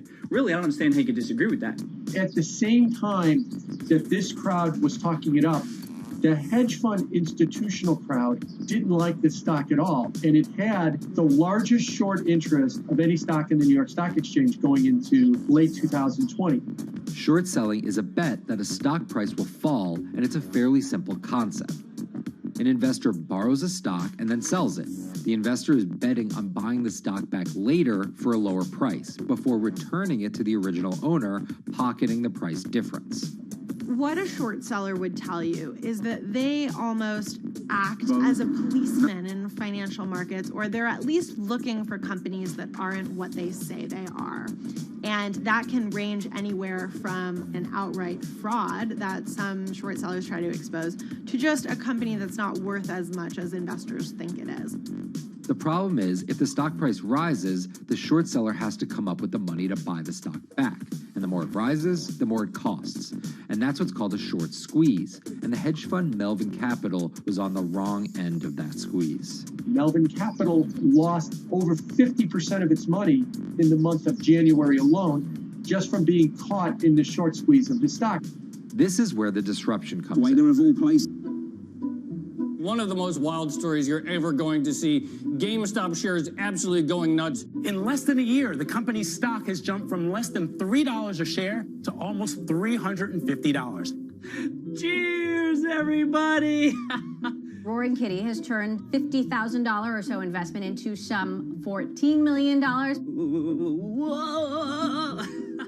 Investors all over social media use the free trading app Robinhood to wreak havoc on Wall Street. They're actually piling on into some of these stocks to really hurt the professional short sellers. And they all used Reddit, Twitter, TikTok, and Discord to tell one another to keep buying and, quote, hold the line and not sell GameStop. People are getting cheerleaded for jumping in, buying at the highs. They're saying, keep going. And it was working too, until Thursday morning, the trading app Robinhood sent out this tweet. In light of current market volatility, we are restricting transactions, including GameStop. People were really angry. Robinhood was supposed to allow the regular people to play the same game these big boys are playing. But instead, we were all taken for schmucks, and they screwed us. Shares of GameStop are jumping again now that retail investors are being allowed to buy shares of the stock. But what we learned is that when people organize online, they have the ability to disrupt the market. And it was a big sign the ivory walls of the institution aren't as powerful as maybe the institutions thought them to be. I don't know if pumping up GameStop was the best use of billions of dollars, but I think that as a signal to society, it was pretty interesting and powerful. The GameStop saga was so impactful that both Vlad Tenev and Roaring Kitty were called in to testify before Congress to clarify each of their roles in the saga.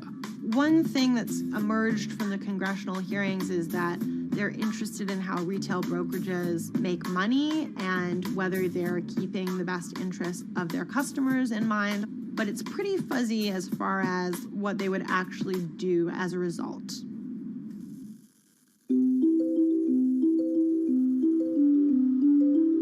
While the frenzy around GameStop eventually subsided, it didn't take long for retail investors to find other areas to invest their money. Take a look at Bitcoin going bananas over the weekend. Bitcoin forms a brand new all-time high. It was after GameStop started to drop that we saw Bitcoin really go up to over 60,000. How much further does this rally have to run? It's compelling to say that money shifted from one venue to the other. While correlation doesn't equal causation, there's a chart out there showing an inverse correlation on meme stocks going down and cryptocurrencies going up. There's definitely an aspect where people are making money on stocks and then moving, they're agnostic, they're not hedge funds. They can invest wherever the hell they want. It's a classic sort of momentum trade. They're going to wherever the winners are and they're willing to jump on and, ride it.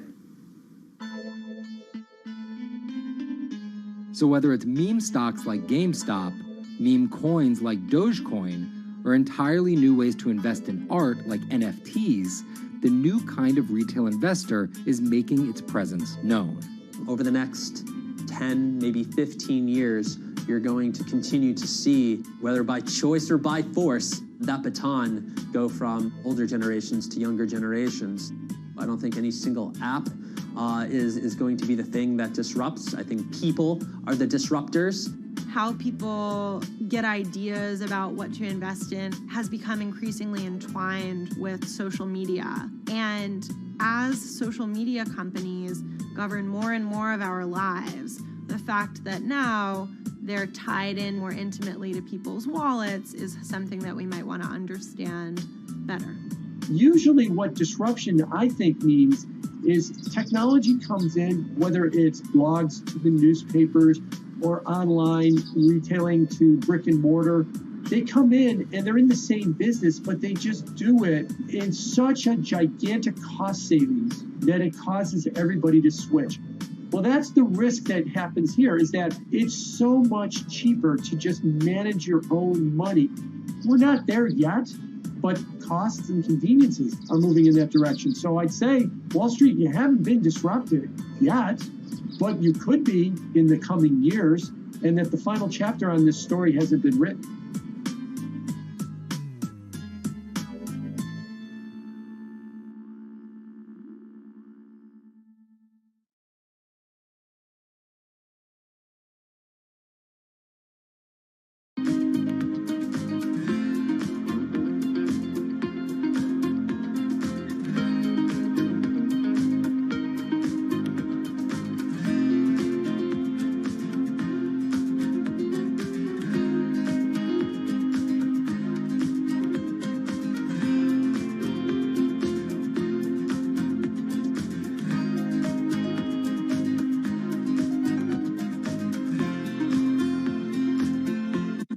Meet Bloomberg's own David Nicholson. Now, his happy place is out in the field, on the open road.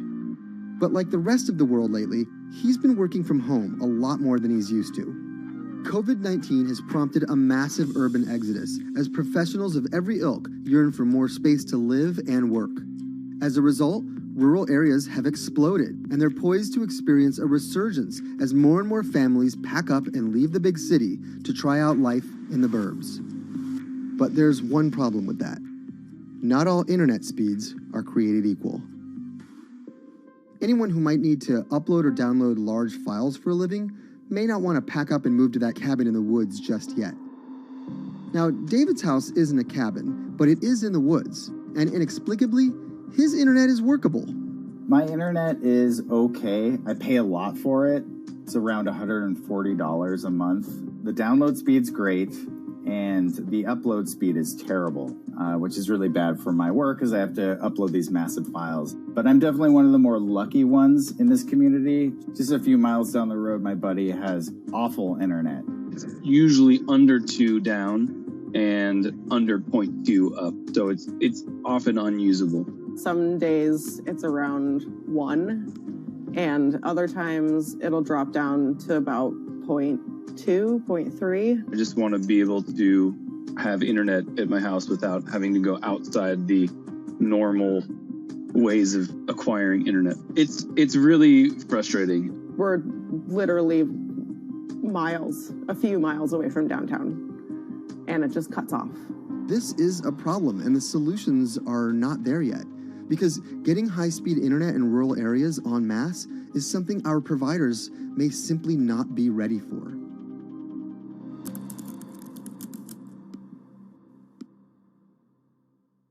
If your internet service doesn't have fast download and upload speeds, then you don't have high-speed harmony. You have. Americans on average pay about $70 a month for internet at home. But in rural areas, it could cost a lot more for a lot less service. So the pricing for a fixed wireless provider here can be something between $80 and $150 for about 25 megabits per second. However, gigabit service, which is 1,000 megabits per second and symmetrical, is running at about $119 a month or $130 a month. That's John Paul. He co-owns Spiral Fiber, an internet service provider here in Nevada County, California. And for the past 10 years, he's been trying to bring an affordable fiber optic network to town. It all started when he applied to be part of the pilot program for Google's fiber service.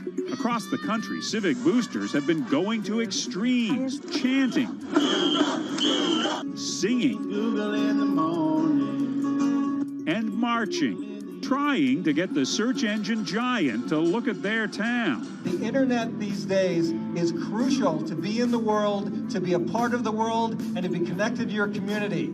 Google ultimately went with Kansas City, Missouri, which left Paul on a mission to get funding to lay out fiber optic networks for gigabit service. Over the next several years, he would attend conferences and pitch venture capitalists and apply for grants to make his vision come to life. One of the biggest roadblocks to building infrastructure for the internet here in the United States are the existing large providers. They have their land staked out.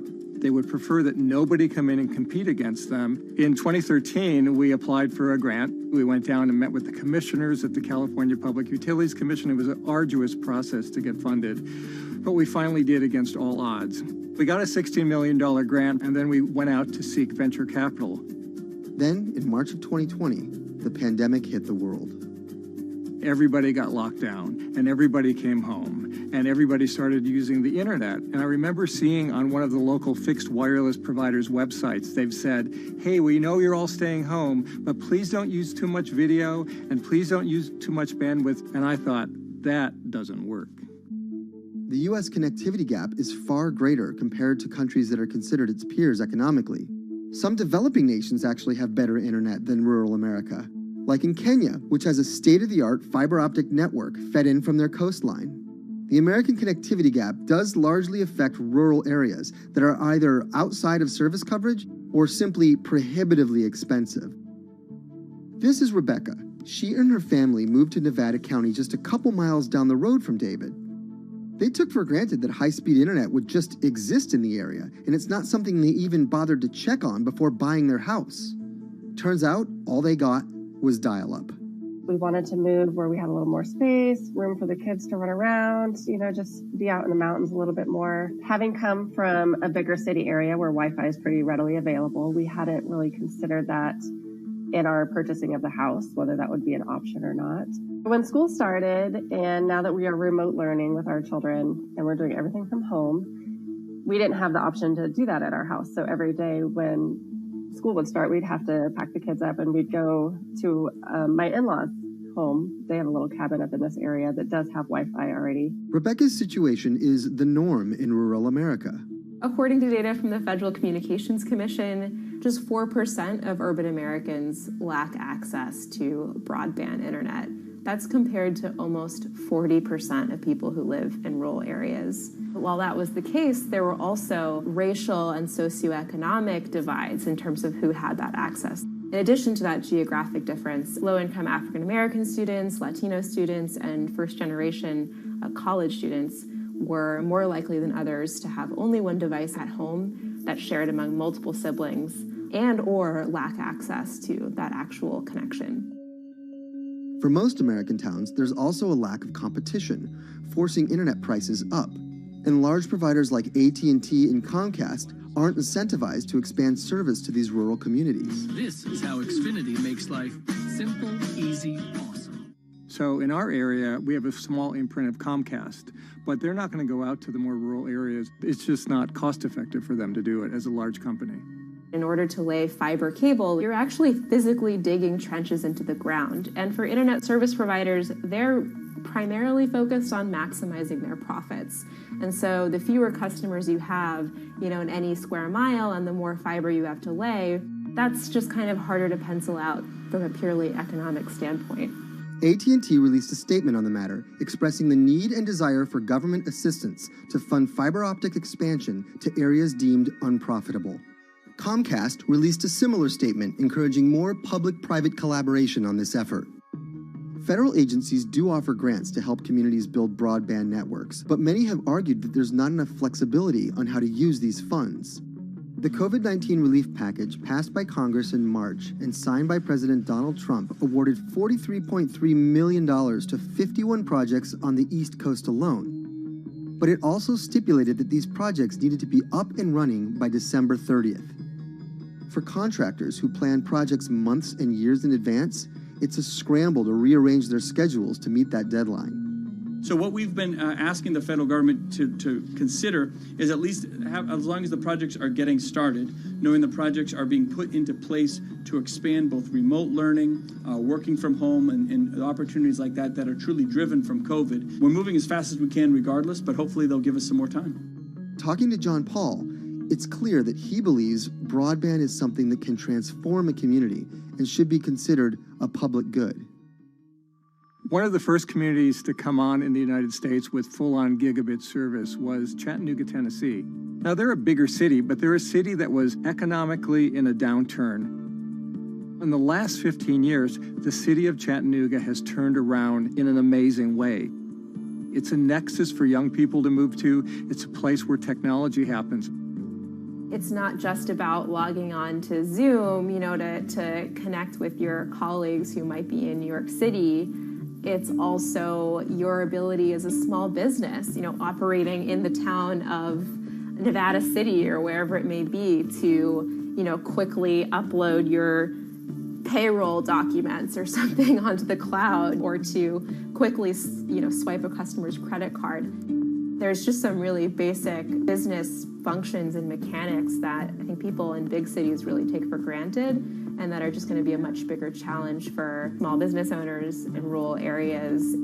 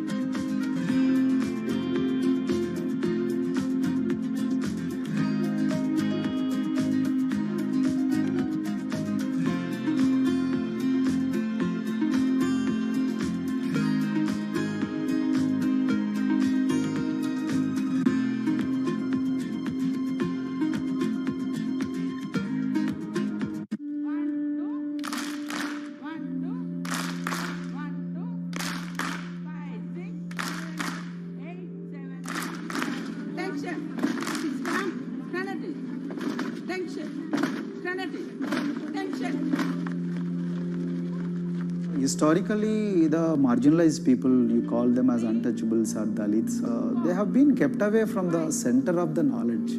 Once you are born into a caste, it is very difficult for you to grow beyond that. You are stuck in that identity.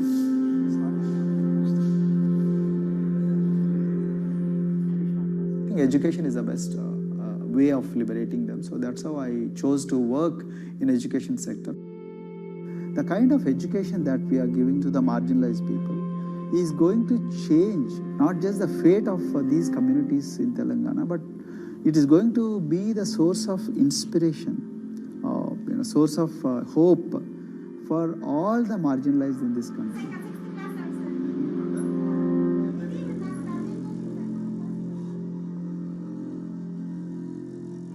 Greatest flight in India is the system of caste. For generations of Indians, the social code known as the caste system has defined how people earn a living and whom they marry.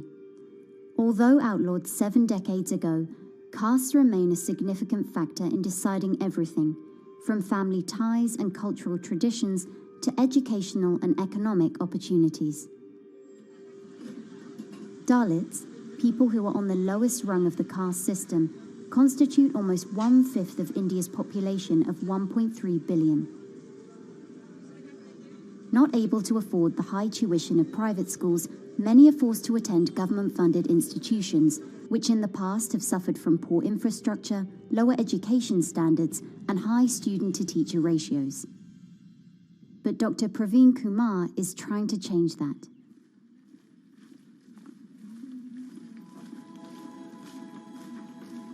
I am currently working as head of Telangana Social Welfare Residential Schools. So totally above 400 schools I manage. These are all residential schools for the students who are historically marginalized but talented and then poor. My friend also Of them, 60% are girls and then 40% are boys, because girls are more marginalized among the marginalized. Their voices are always suppressed.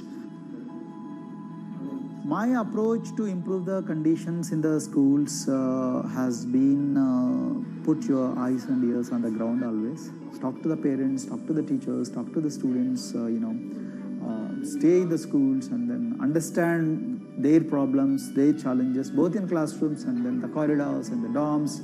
Then go to the dining halls and see what kind of food they are eating, and then go to their homes and then what kind of food they are getting and what kind of challenges the parents have. One of the important changes that I brought in after I took over was to complete the transformation of mother tongue to English medium, because English medium, as I said, English is the language of emancipation. A language that connects you to the whole body of knowledge in the world. So we had to train a lot of teachers. Refer to the dictionary also, okay, and find out the new meanings. As well as you're going to describe about. Hey, Richita, how are you? Hi, Sindhu. Fine, thank you. And how about you? I'm fine too. It's been a long time. Identity is extremely important. There is a scientific evidence to prove that your sense of identity is extremely crucial to your growth as a successful human being in your life.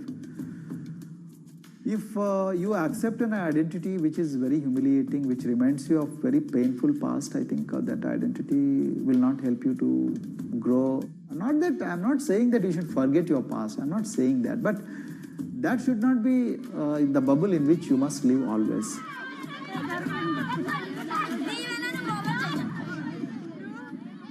Sweros is an alternative identity. S stands for state, W stands for welfare, Aero, SW and then Aero is Swero. So the idea is your dreams have to be skybound. So that is what we are trying to achieve by changing the identities. Like, you say, I'm a Swero and I aim to be a doctor. I am a Swero. I aim to be a top-notch engineer. I am a Swero. I aim to be a top bureaucrat of this country. I'm a Swero. I want to be a very good actor or a musician in this world. So these are the positive images that are associated with the identity.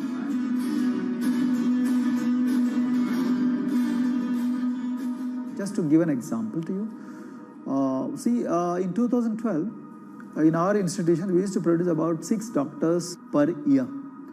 But because of our, this self-liberating ideology of Sveroism, we have, this year, we have produced about 189 doctors.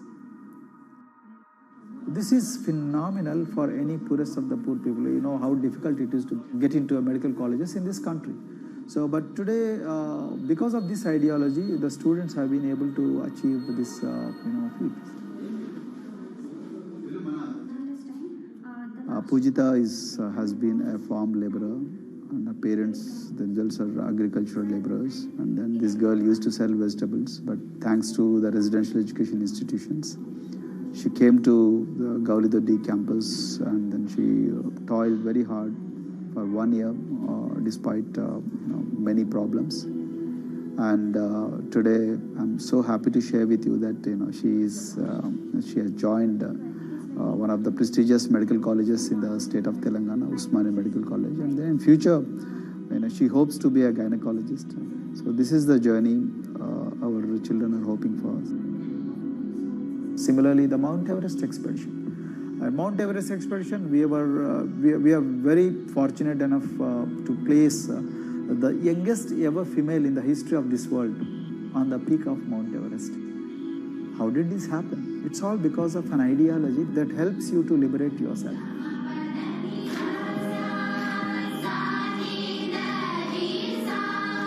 We brought a lot of extracurricular activities and most of them got institutionalized now. So for example, music.